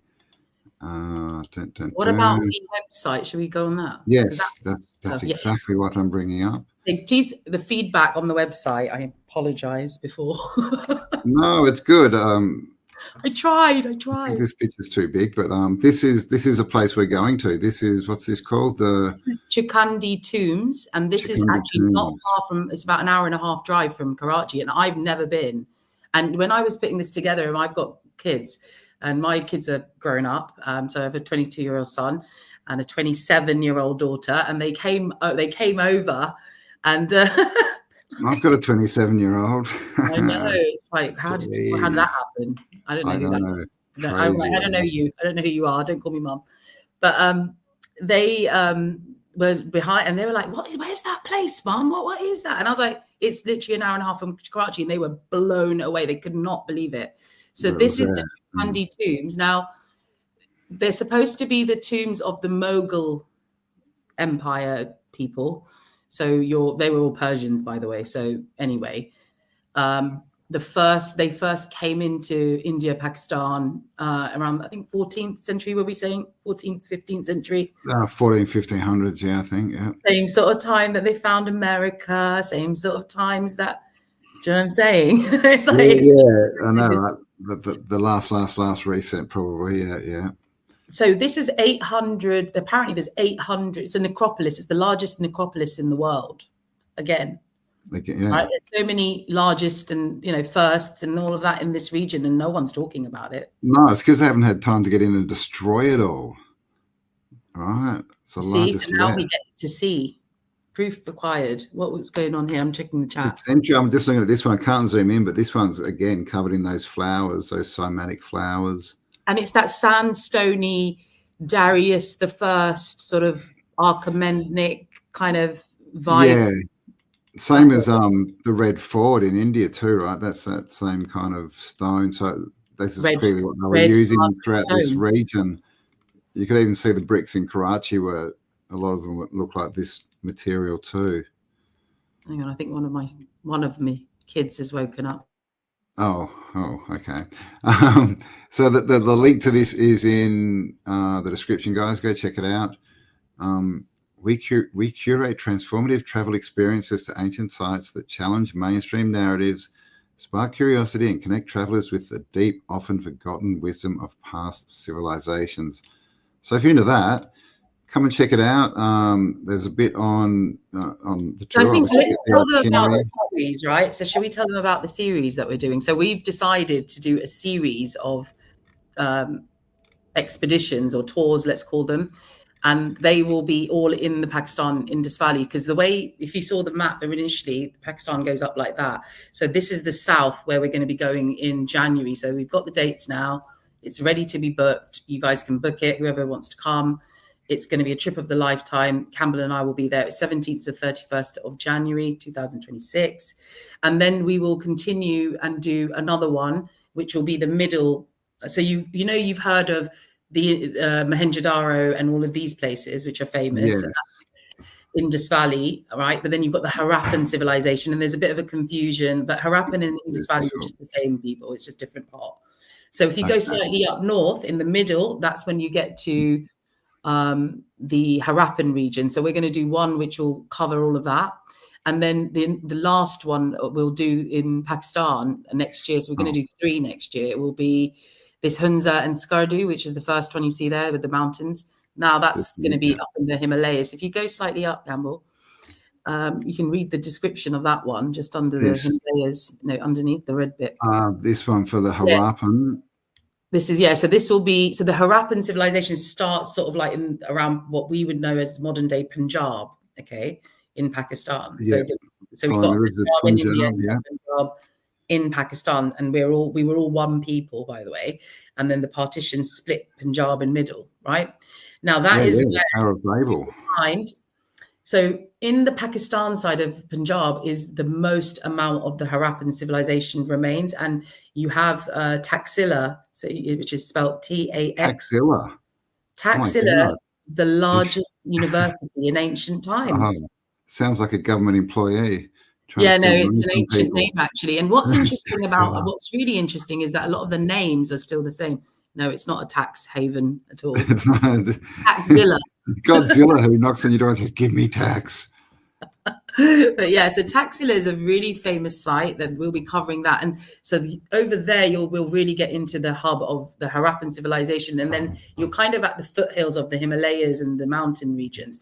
And then once you go up there, it's crazy, guys. I've seen massive, giant hieroglyphs on the mountains. You've got all those faces in the mountains going on. All of that shit's going on. And then you've got the massive lineage of the Buddhist and I would say the Vedic, stories are all up there in the north. You've got your Shambhala stories and this, and you find, I will probably add more pictures to the website in the gallery of the trip I did last October into the north. You literally find Buddhist carvings everywhere. So Buddha is big up there. And then you've got the megalithic stuff and then you've got the sort of antediluvian stuff. So it's a real treasure trove. And it's one of the most beautiful places I've ever seen in my life. You can't do it justice. And not a tourist attraction. So it's not full of tourists. It's not. It's getting there. It's getting there. In there putting ropes everywhere saying, "Don't go there. You can't step No. There's none of that. None of that. Yeah. But it's so in 2020, and this is another thing that you won't hear in the mainstream. 2020 during COVID, Pakistan was voted the #1 adventure travel destination by Backpacker magazine. And that has actually sparked off a lot of the tourism. And, going back to who we're partnering with, which is Big Sky Adventures, the guys who do it, they offer these tours up north. And it like you said, they can go really right up to the things, but it is starting to get a bit touristy now, but not in the way that we would think it's touristy. No, I've been in touristy, man, and it's crazy. Yeah. Croatia was just insane. We went to the castle. What was it called? Where they filmed Game of Thrones. I'll come to me in a minute. But that was crazy, man. We were there in the morning at like 10 in the morning. Like about 50 buses turned up full of people and just dumped them all. And suddenly you couldn't move. It was crazy. Really? Yeah, no, you won't get that because it's huge. So they call it the land of the giants for a reason, right? Titans. It's actually known as the land of the giants, and a lot of people call it the roof of well, the earth.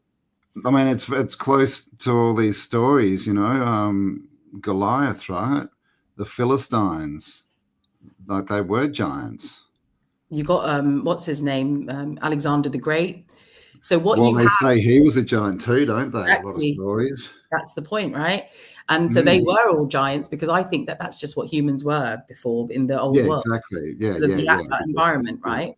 Yeah. So again, going back a little bit into, you know, Jason's work and stuff that he's brought out, which really highlights that stuff. Like it really connects all those dots. Canopy. Yeah, so the vapor canopy and that world that existed, basically the vapor canopy world, which was, according to the research that he's done, I'm sure it's like the Kali Yuga or whatever it is, was 432,000 years, which is 1,200 years if you do the day count. Yeah, exactly. Yeah, which fits perfectly, and then it makes sense. And then you haven't got these ridiculously long, like 200,000 years. The King's List, you know, one king reigned for 80,000 years, and one. It's just like, no, he didn't. You're just stupid because you didn't actually. Yeah, you just got the maths wrong. Print. Yeah, you didn't read the fine print, honey. So yeah. Oh, that's actually me a long time ago, about 5-6 years ago. And this is my friend who actually makes documentaries, and her family are big time adventurers. They're not into, they're well off, but they're not into all the fancy stuff. So they're a bit like us in terms of they'll spend their money and do really fun things like go exploring. Yeah. And if it wasn't for this group of people, I would never have really known. So I just happened to synchronistically go like 5-6 years ago on this trip. What's this poor dude done with his truck, man? Is he driven into that's a big hole he's driven into? Oh yeah, we had that. This was really stupid what he did. But yeah, really stupid what he did. It looks like a very cool old ute. It's such a cool car. These guys, honestly, when you guys come, you'll see, like, you will be blown away about how cool the people are that you're going to be around as well, just around us.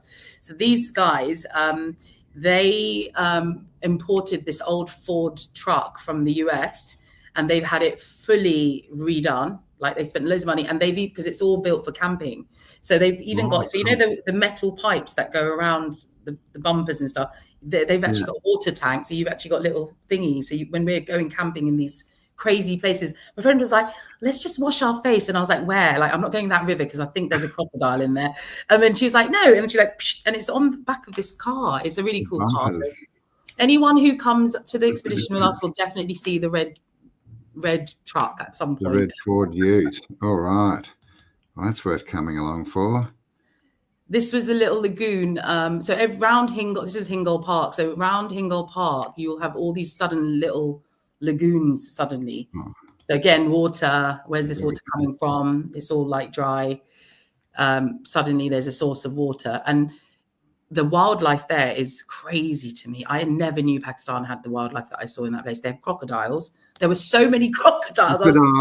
Really? I've never heard of that before. And this place they're like everywhere. It's like, but they're not scary because obviously we're not going to go to fresh water. They're probably up there, I guess. I don't know, but I'm not taking any risks with the small ones, yeah, with the long nose. Because the last time we camped, right, and then the camp was like put up right literally by the side of this lovely little lagoon and everything.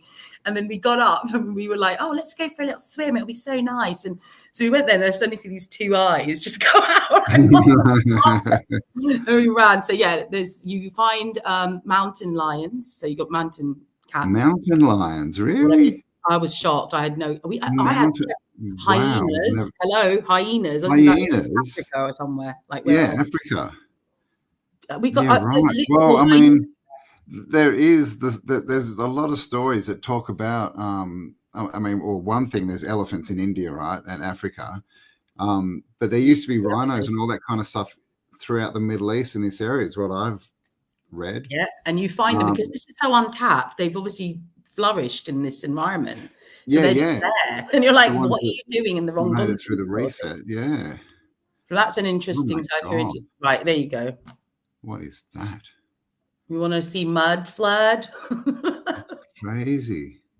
So these little peaks, they're like sandstony things. And actually I've gone right up to them because you just get this urge of you just want to go and like crush them or kick them or do something. Yeah, I know. What's in there?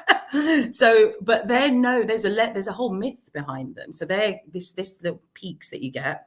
They're all over, right? As you're driving around, they're everywhere. And apparently, going back to that legend that we were talking about, the goddess who fell there, these are her watchers. They're called Nani's soldiers, these little. Oh. So, and my mum's convinced that they're people. And I'm like, Mum, there's not going to be like millions of people just standing there. Like, but then I was thinking about Pompeii and I was like, well, yeah. Why not? You don't know. And Sodom and Gomorrah, right? Lot's wife got turned to a pillar of salt. It's a similar kind of a thing. I mean, yeah, it's very interesting to look at. Oh, there's Affy lying back in the sand dune. I'm really wishing that you didn't notice me, but Bob is put it on the website. So yeah, that's someone took that. Oh, here you go. There's Nani Mandir. This is it. Okay, well look at that, and look at this thing. What is that? We'll be able to go right there. Really, a window or something. This looks like a curved, like castle turret.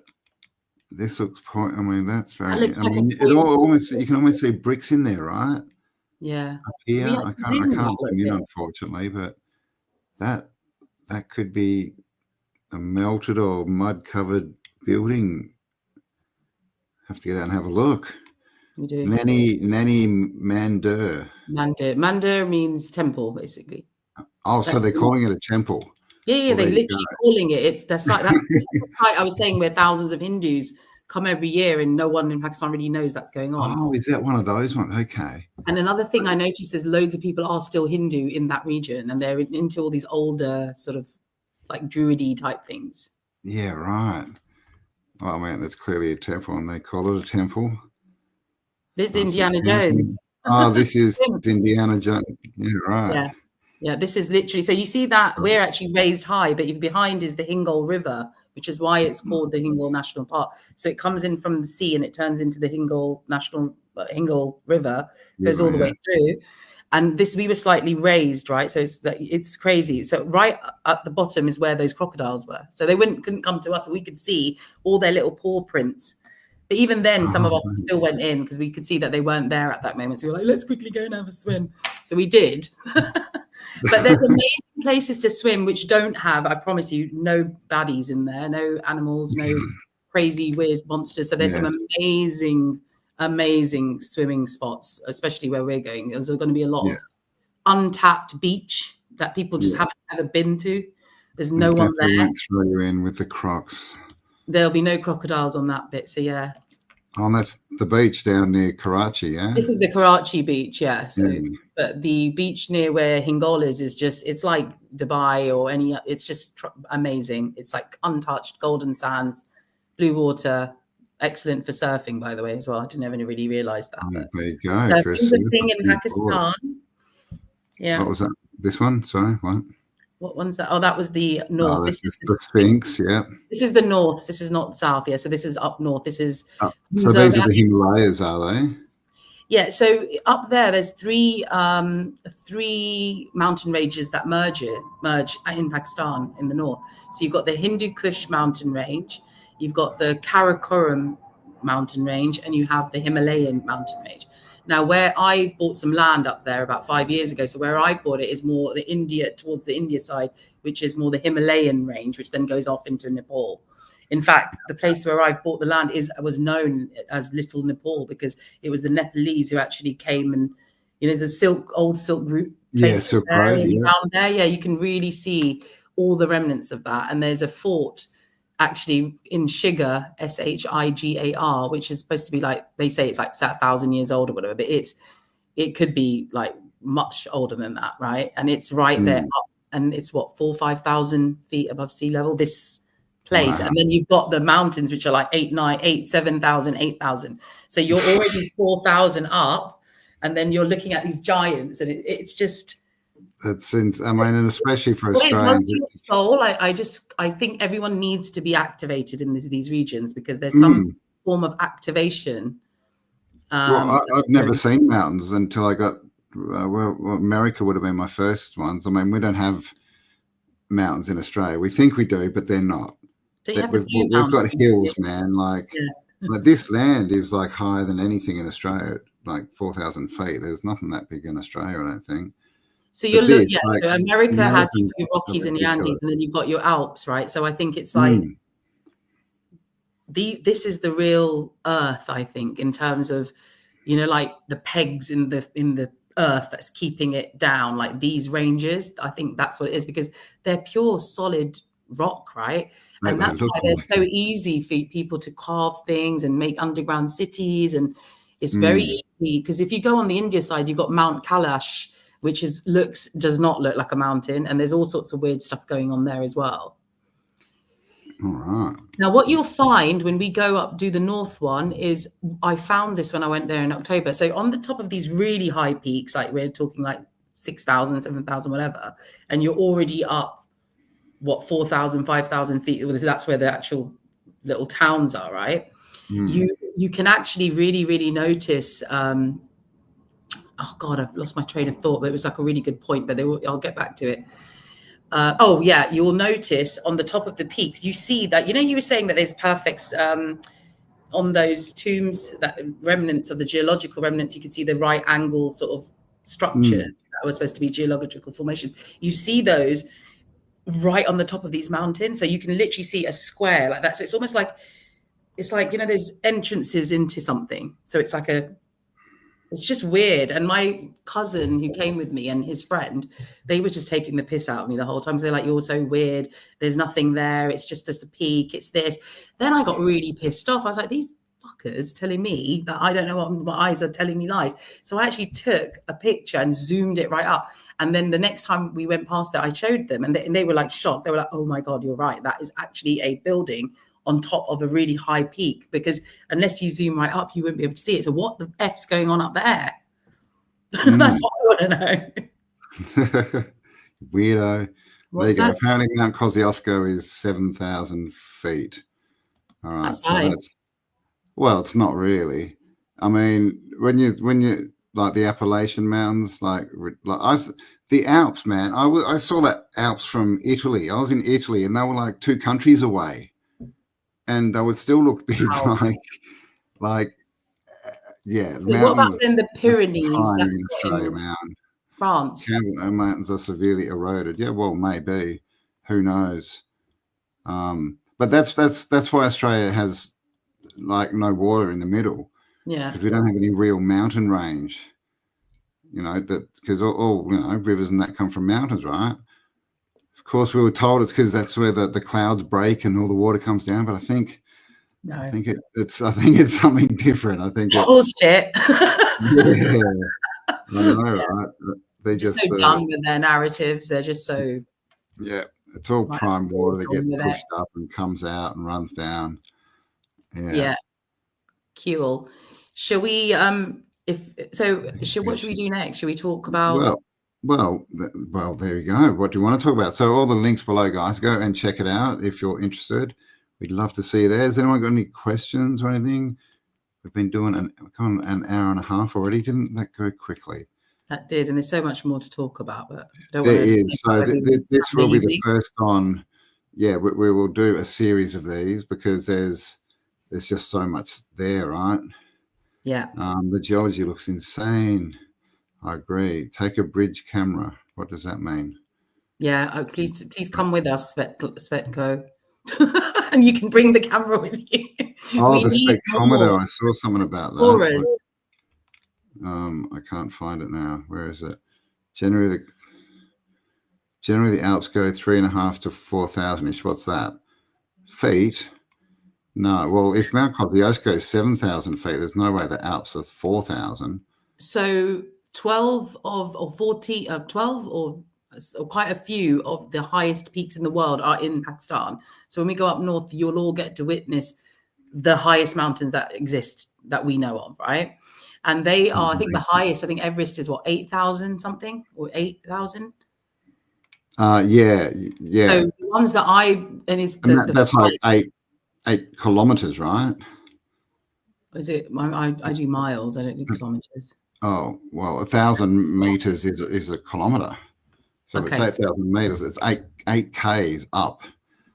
No, it's really high. That's really high. Like it's really high, like I promise you. And the thing is, crazy when you fly there though, right? Because you're literally, so you go from Islamabad is where you land for this, when we do that trip. Islamabad, you can either drive all the way up or you can take an hour flight. It's only an hour, but that flight is probably the best flight of anyone's life, because you literally go over the highest peaks in the world. And at one point our plane was next to, it's so ridiculous because it's so high. So imagine this is the peak and our plane's just going like that and the peak's right next to us, and you literally see, I've got quite a lot of footage of it. I'll try and put it up on the website, on the Lost World website, because it's just fun. I mean, just for the like experience of that, it's just mind-blowing, honestly.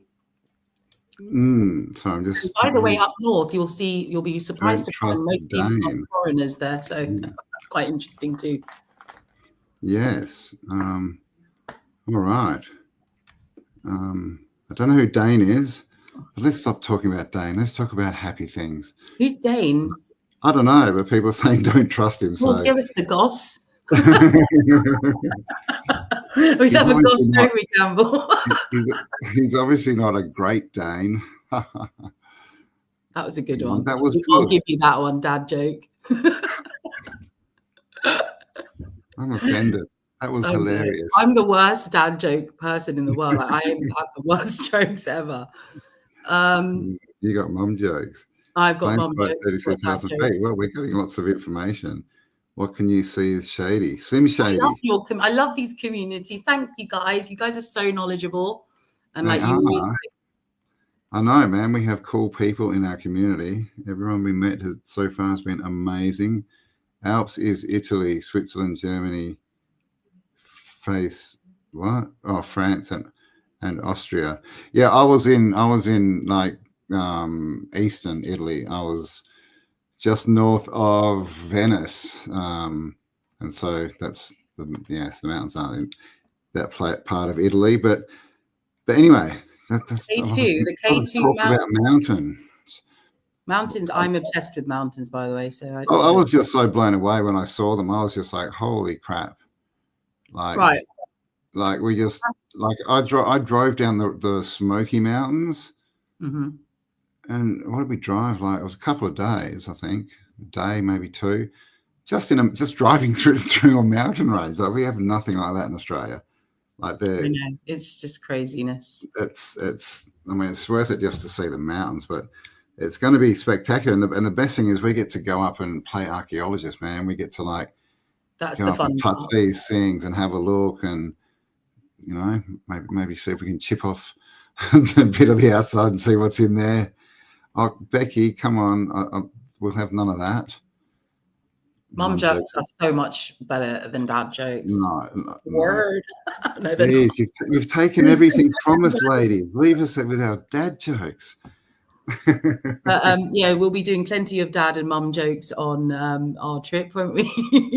Sure. Yes, mum and dad. It's going to be so much fun. Like I'm so excited, like in my bones, like since we've been talking about this, because it's like it's a dream come true, right? Because yeah, it's going to be awesome. So January, and there's a 17th. full itinerary on the website, link below in the description. So check it out. Got it here as well.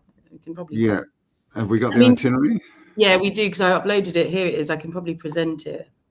Oh, that's right. Yeah, no, sorry, I've got it. I forgot all about that. Yeah, all my hard work. Okay, now can I make that? So Lost World Adventures is basically me, guys. So when you see Lost World Adventures, it's just Affy, right?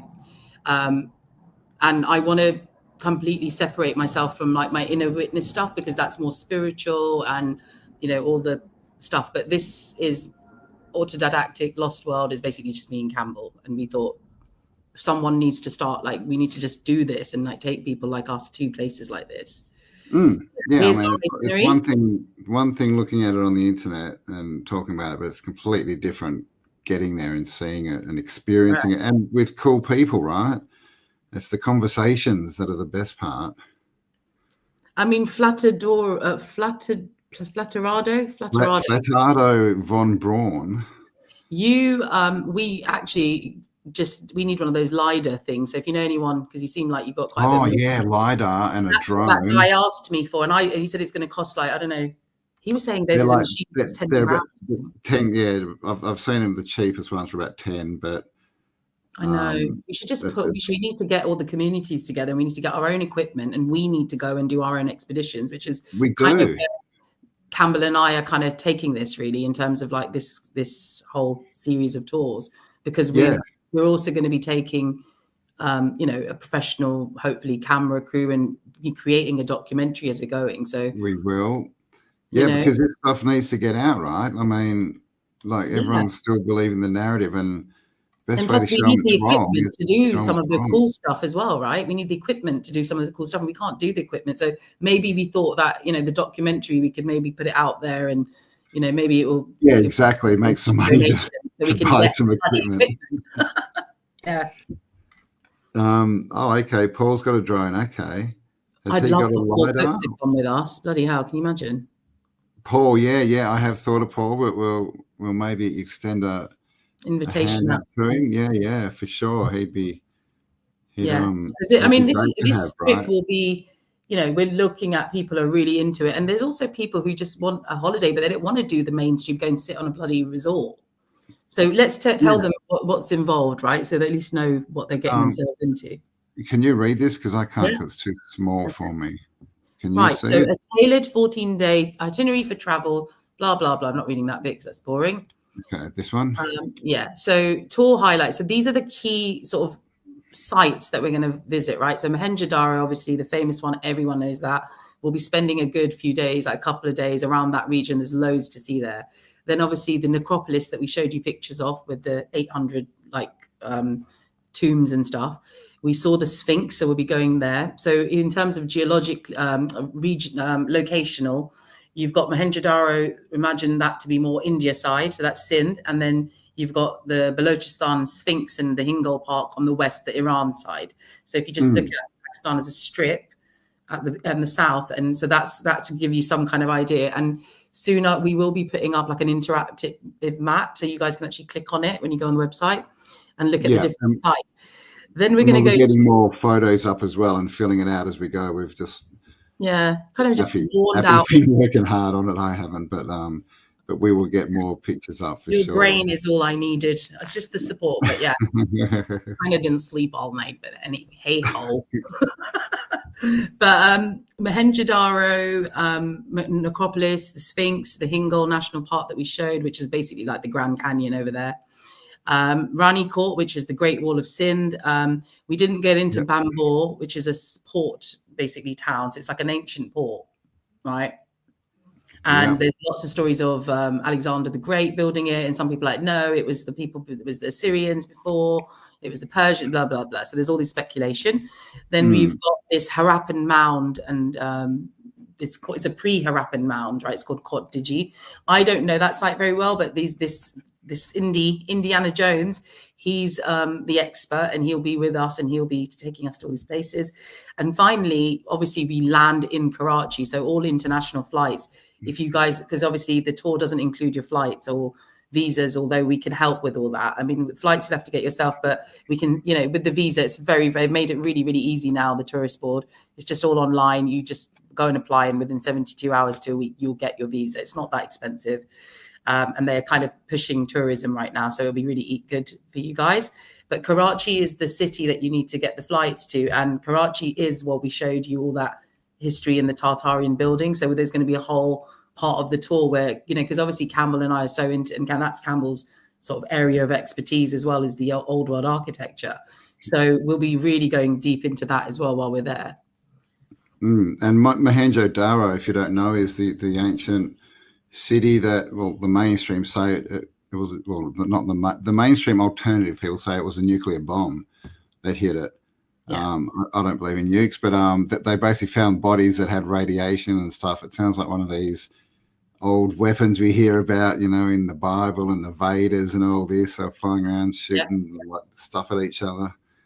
Well, they've still got, there's like radioactive markers, aren't there, all around that whole site? Yeah, exactly. So where's that coming from, right? So, but then I was thinking, it was so radioactive and it was so harmful. Like, why are the locals and people like fine? We were talking about that yesterday. Well, I mean, it's like well, Fukushima, but what's the other one? In Russia? Yeah, Chernobyl. Yeah. I mean, you couldn't have put. They were saying you can't go there for 10,000 years. It's radioactive. It's death, and now it's literally it's a wildlife reserve. Like it's because people haven't been there for 20, 30 years. It's just exploded. It's like this massive nature ground, and people go in there and live there, and there's no radiation. That's interesting, isn't it? Though. It's just fear mongering, man. It is fear mongering. The whole thing is just fear mongering, guys. Like, we know that, but we're not programmable, are we? We're just sort of we see it all. We just sit there and going, we're the observers. We're the observers and the explorers. That's what we are. That's what I like to call myself. I'm just here to observe things, because I can see that we can't change. We can change through our own behavior, but in terms of what I think is a very scripted reality, it's kind of like hard coded into the cycles that we see churning all the time. So we can influence, I think. Yeah, but we can't change anything, really. But we can change ourselves in our mind. We can change ourselves. That's right. It's an inner journey. It's an inner journey. Way out is in. Yeah, it's so crazy, isn't it? Because it is. It's a crazy world. So do we have, if you go scroll up a bit, or is it next? I don't know what it is. I don't know if we've got. All right, so there's the megalith. We've already talked about that. Bambor, the ghost port. Yeah, so that's just a bit more depth. It's more into like the days, what we're going to do.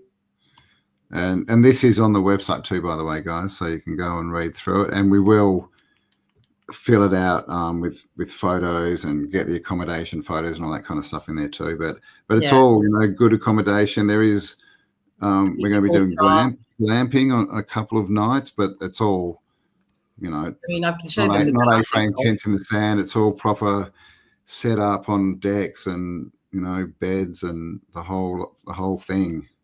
It's like they've got those the ones I was showing you yesterday that they sent us through. So they sent us through a whole bunch of pictures of their accommodation. Cool. Should we switch this off now? Yes, okay. Hello, Anne. Thanks for being here. How do I switch it off? Oh, I don't know what I've done. Oh, don't do that. There I am. There you are. There you are. Well, hang on, hit that. There you go. Oh, that's the wrong one too. That one? There. That's better. All right, we're back. But yeah, so you go to the website quickly and go to the how to book. So should we just explain to people if they are interested? Okay. How they're going to book, because obviously one of the things that you mentioned to me was with your Bosnia tour. Oh yeah, it sold out really quickly, and we can only do you can click the book now, it'll take you straight there. Yeah, so from the top there's a couple, isn't there? There's you can click this one. Find out more. Takes you to the we didn't show them our invitation. So find out more. Okay, so that takes us to a few more pictures. This is the snapshot of there's the itinerary. You can download that, and then there's book now. So should I hit that? Now, we wanted to make it all really sophisticated, and this is where we got a bit, just to explain to you guys, but they all just want everyone's money. All of these companies. Oh, the website, yes. We actually had to make, because we were like, it was like, we can do an online checkout and make it really easy for everyone, and we could do this, and then we did it, and they're like, we'll take about 6% or 100% of whatever you're making. It's like, it's not. So it's not like we're not even making anything. Do you know what I mean? It's not even like we're trying to. It's not about that. This is about exploration. It's about truth. So we decided that screw them. We're not going to be part of their system. So Campbell and I came up with the decision that book your spot, fill in this form. That will send an email to us. We will then have the email that you're interested. And then what we'll do is we'll confirm to you and send you an email saying, okay, cool. And then once we've given you that go ahead, if you go down a bit, it's got the instructions there. Then you basically just do a bank transfer. And then what we can do is then obviously send you the confirmation. And there's a whole bunch of terms and conditions that you can read and just check that you're okay. Guys, look, we're one big family. You and me, I am you, unity consciousness, all of that stuff. So just give us a shout, talk to us about, if you want to come, and we can make it happen, right? Let's try and make it happen. Let's make it happen, man. I mean, this is what life's all about, right? The adventure. Yeah. You don't want to be on your deathbed and go, I'm so glad I went to work every day for 40 years. That's not living. Got to get out there and experience the world, man. Like I've done quite a bit. I've been lucky to do a bit of traveling in the last couple of years, and it's awesome. Because the world's our oyster, right? Because Campbell has already I roped him into 3 tours, and then he's all up for it. But we're like, we haven't even mentioned like the Minoan civilization and we have a whole 14-day tour curated for that. Yeah, there's so much. There's like we're talking about Turkey as well in the future. Minoans, ancient England, because we've been discussing that, and I've got all my contacts here in Glastonbury and Stonehenge and all of that stuff up north. All the stone circles, the Druid culture. The Albion. Let's go and visit Albion. All that, maybe Cambodia could be cool. Yeah, we mentioned Mexico. I mean, there's so many options, right? So we also want to do one. I don't know. Tell us how you think, guys. Give us your feedback. So another one that we want to do is we're talking about the ghost cities, right, around Malaysia and all that. And I didn't know of these. Off, amazing. I told Campbell, he was like shocked. So they've got like the ghosts. What was it? Ghost cities. The ghost city in Malaysia. In China, there's 1,500 ghost cities. Then there's the. But this is like a super. Uzbekistan, what's it called? But then that one in Malaysia was crazy. Never heard of it. Massive, completely built out city. The next time we get on the show, we got to show them the pictures of these places. So that's something we want to visit. And there's no one there, and it's like. It's all brand new, and the only people live there are the staff that keep it clean. So it's all looked after and beautiful. They've got malls and population. It's crazy. What about that huge building they've built right in the middle, which is basically it's like bigger than anything you've ever seen, and it's like a 15-minute city vibe, right? Because you've got all of everything's in there. Huge. And there's a guy who's done a YouTube. He's actually gone. I think he's British or something, and he's just a YouTuber, and he's gone there and he's booked himself a flight, and he's showing you around, and it's just mind blowing that he's like, look at this, and it's just like the whole thing is brand new, and it's just like there's just no people there though, literally none. It's the 17th of January, Donovan. 17th of January. 31st. Becky G says, but money's energy. Like, so my story, I've traveled to America 3 times, to Europe twice, in the last 18 months. And I paid for my last trip to the Netherlands, and I did not pay to go to Europe. I did not pay to go to America 3 times. Like, there's ways to do it. And it starts off with you believing it and turning it into a goal. Like, if money's just energy. If you let money rule your life, and I don't have enough money, that's where you're going to be stuck energetically. Anything is possible, man.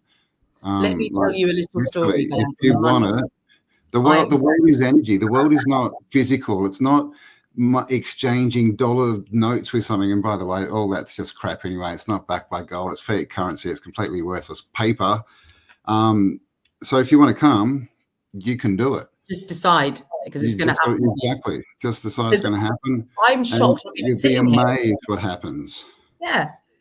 I'm shocked I'm even sitting here talking about this. I'm at the moment, I came out of the corporate world a couple of years ago, and, I was made redundant. I was given a nice payoff, and I don't have any of it left because circumstances in life happen. I think it was done for a reason, where all my money just went, and now I've got no money. I'm literally broke, guys. But I have my heart, and I have I couldn't even bloody come out to see Campbell in Amsterdam, and I was like really, really gutted. But the point is we created this just by me and Campbell just talking. We just spoke, and this has all been created. And before I knew it, the synchronicity, like, how did I even know this Indiana Jones guy would be, someone that one day would be, I'll be doing something with. And how did I know he's going to start a bloody tour company that's going to that's only going to deal with foreigners and do these amazing trips? And how did I know when I met him, he hadn't started it? So can you see how the synchronicities are all, you've got to put your mind in the flow, man.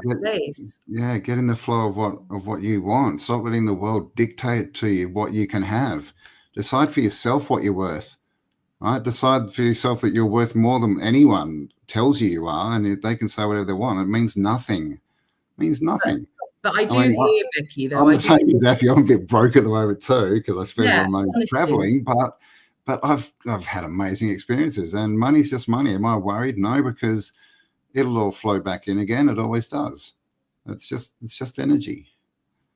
It is just energy. But at the same time, I will say, I do hear you, Becky, because it's very easy to, say, oh, well, of course it's all energy. We know that. But at the same time, the practicality of when we are in that sort of around all this, it is hard, right? Sometimes it is difficult. So I get it. And, there's lots of options. Like I said, you could, there's lots of ways to do it. Like they've got so many different, companies now that do, installment paying, and, you can pay it all off. And then like Klarna here in the UK, and you've got PayPal offer some stuff, and, so it depends. We can become creative, but there's so many ways to make money.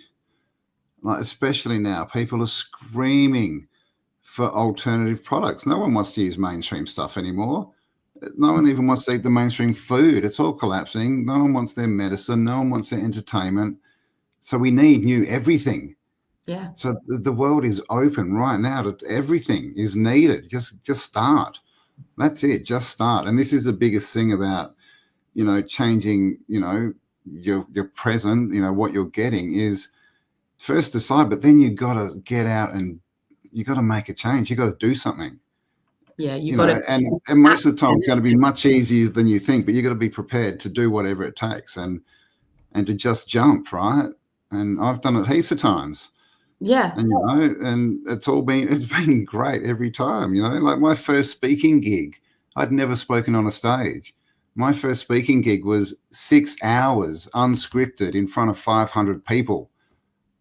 That's amazing. And that's scary, but guess what I did? I just did it. And now I've spoken to thousands of people and done, 15 live shows and all that. But if I was scared at the start, I was like, oh my God, I can't do that. Well, none of this would have happened. Like that, doing that has kicked off so many other things that come off that. You got to tell the universe that you're serious. Yeah. And just do it. And don't forget, guys, this system, this parasitic inverted system that we're in, it's just an inversion, isn't it? They're telling us that we need to do, right? All the time. They're telling us. But what are we? Like we said, I feel like everything's coming from here. It's all coming. We're projecting it all out. So if this is going to be like, oh, in despair, and because that's the state they put us in. I've been in it. I'm not sitting here judging anyone who's in it.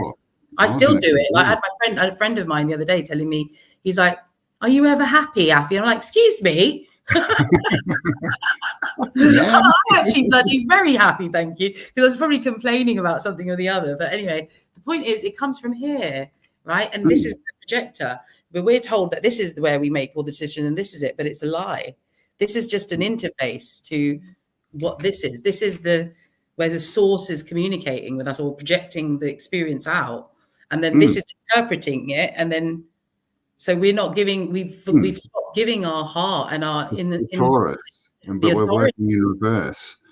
Like what's inside us is supposed to go out, in actions and thoughts, and then we get a reaction from the outside, and then it goes back in, and we think about it, and we do something different. But most people are taking information from the outside and bringing it in and living their lives by that. Exactly. And the thing is, if you don't decide how you're going to live your life, guaranteed someone else will do it for you. Yeah. Who knows? You guys might come there and you might meet the love of your life, and who might be a prince or something. Who knows? We don't know. Or you might come back suddenly become famous like that woman, some woman who, and suddenly before you know, you're like, we don't know, right? Anything can happen. So it's just about about mind over matter, isn't it? Yeah, really. Just don't let the outside world tell you what you're worth.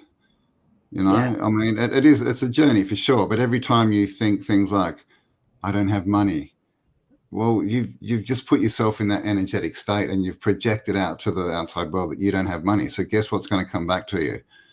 No money. And this is how most of the world operates, by the way. This is why there's such an issue. But yeah, man, like just create what you want, write it down, see it in your mind, believe it, and walk into it. And then whenever you get any kind of opportunity, take it. Yeah. Say yes to everything. That's what I say.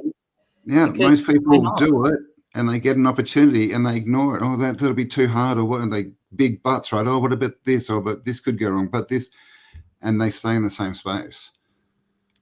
So there you go. That's my little rant. Fear, right? Isn't it? It's if just you want energy, it, you can have it.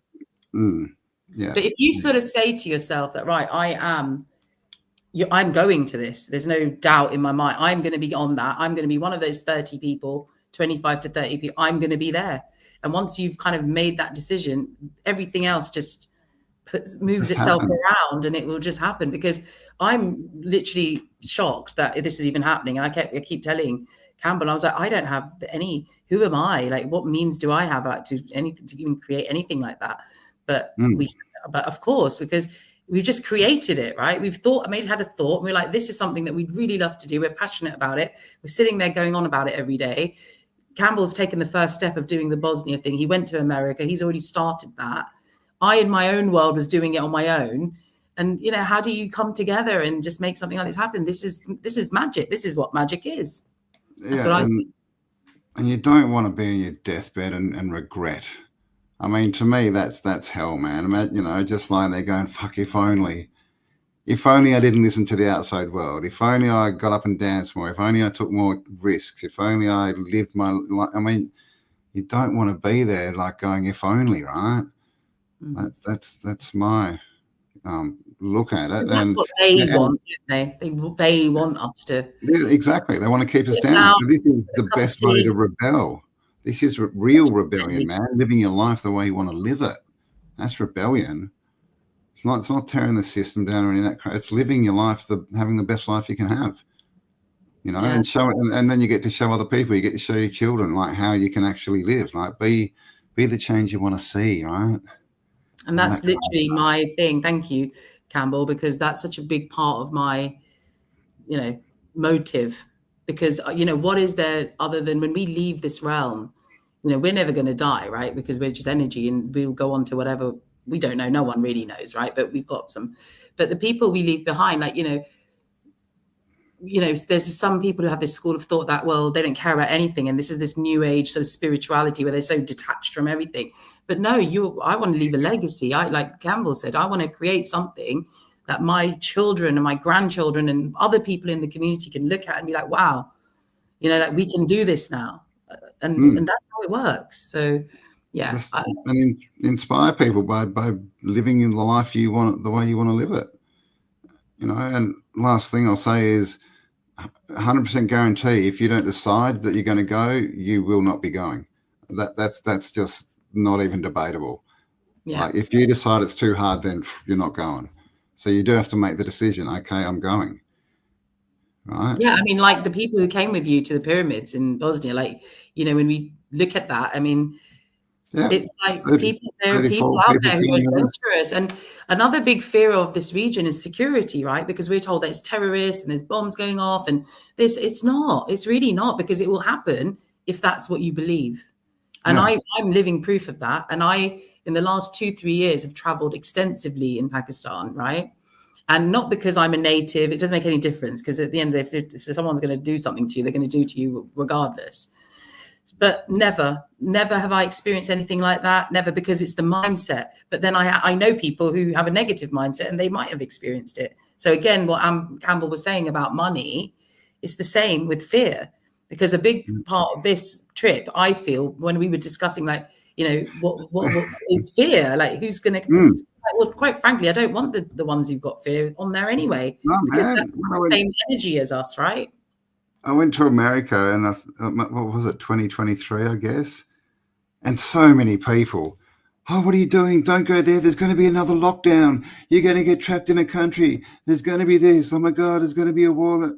Like, I mean, holy crap. Like, everyone, like, there's so many, I couldn't believe it. So many people trying to tell me why I couldn't do it. And guess what I did? You did it. I didn't listen to any of them, and I did it anyway. I'm the same. And that's why we connect so well. Like, because we just I don't have that in me. And I was the same during COVID. Like, I decided not to travel, but that's because I was just like out of like being stubborn that I'm not doing anything they say. And I love where I am, and I'm quite happy here. And literally stayed for 1 year. And by 21, 22, I was off traveling. And then the way I traveled was shocking to me. And it's just, yeah, I agree with you, because COVID for me as well, like for me, I was one of those people, it just didn't affect me at all. Like not in any way, shape or form. I mean, it just didn't. So let's get out and build the new world, which is live life to its fullest, man. Do what you want to do. Yeah, and just hit us up on the email if you have any questions. And we're going to be doing a few more lives on the different topics and the different stuff. We will. And there's also on the website, link below, there is, if you scroll right to the bottom, I think, there's an email address, a contact email. So you can, if you've got any questions, you can email us. Yeah, and if you don't, for any reason, not hear from us, then you've always got Campbell's email anyway, from his autodidactic, just in case something goes wrong, because I'm not an expert at doing these things, so I might have set it up all wrong. Who knows? Yes. I've done some tests and it seems to work, but in case, please, if you don't hear something back or anything, just do email Campbell directly. Email. Don't leave me a message on Instagram because I don't see them. Don't leave me a message on Facebook because I've got about 50 million. All right. There's just too many. I just don't get to them. So 50 billion. Email me. but you know what I was thinking, another way that you guys can communicate with us is the Instagram channel, because I want Campbell to start doing what I've asked him. Can you do your Sphinx thing that you did a couple of years ago? I think you did a video on that, didn't you? I did, yeah. So I think we should get some more of that. Yeah. I'll be doing we're going to do more lives, and I'll do some standalone videos too, just showing the different areas and all that kind of stuff, so you know what's going on. So Lost World Adventures in Instagram, if you message, I will pick up those messages as well, but the email should work, but I'm just saying these are alternatives. Yes, email's good. All right, well, there we go. I think that might be the end of show 1. That was 2 hours. Jeez, it went so quick. It goes so quick, right? Time flies when you're having fun. Thanks, Paul. Thank you for everyone. Words of affirmation are my love language. How did you know? Well, thank you, Paul. 17 Joy wants to know if she can stall us that you love us. That's good enough. Come on. Don't think it's so low of yourself. You're worth more than that, 17 Joy. I mean, I've decided that I'm not even flying economy anymore, because I've done it like a lot, like 10 times in the last couple of overseas flights, man. Oh my God. It's awful. So, and that's another thing. I did it because I want to travel now. I've decided I've experienced that. Now I need some new experiences, like a seat where I can extend my legs and actually get some sleep on a plane. So don't talk yourself down, people. You're worth much more than that. That's just the system, right? Just the residue of the crappy system in your mind. All right. Well, thank you everyone for being here. We appreciate you. We love you. Check out the website. Share it around if you know anyone who might be interested. And one thing I do want to say, one thing I have to say. There's a group on Facebook that I moderate. It's called The Gnosis. I know that Campbell's part of it. Quite a few, I think Martin, quite a few people are part of it. Please join that too, because, like I said, we want to get everyone to just, we all need to be together. And there's a lot of knowledge that we keep putting out there. So there's all sorts of different people. But The Gnosis with a K, that's also on Facebook. Some people don't like Instagram and stuff. So I'm there too. So All right. I'll try and get those links below, so they won't be there, but they might be there soon. All right, guys. Well, thank you. We love you all. Thanks again to the amazing people who donated earlier in the show. We very much appreciate it. And have an awesome day. And we'll be back to talk about more of the amazing stuff over there in Pakistan, the Indus Valley. Mom and dad jokes. And more mum and dad jokes. All right. The dad jokes are better. We know that. Dad jokes are better. All right, guys. I'm going to try and sleep now. Do not I hate on my website too much, but give me feedback. All right. Later. All right. Love you guys. Catch you on the next upload. See ya. How do I switch this off?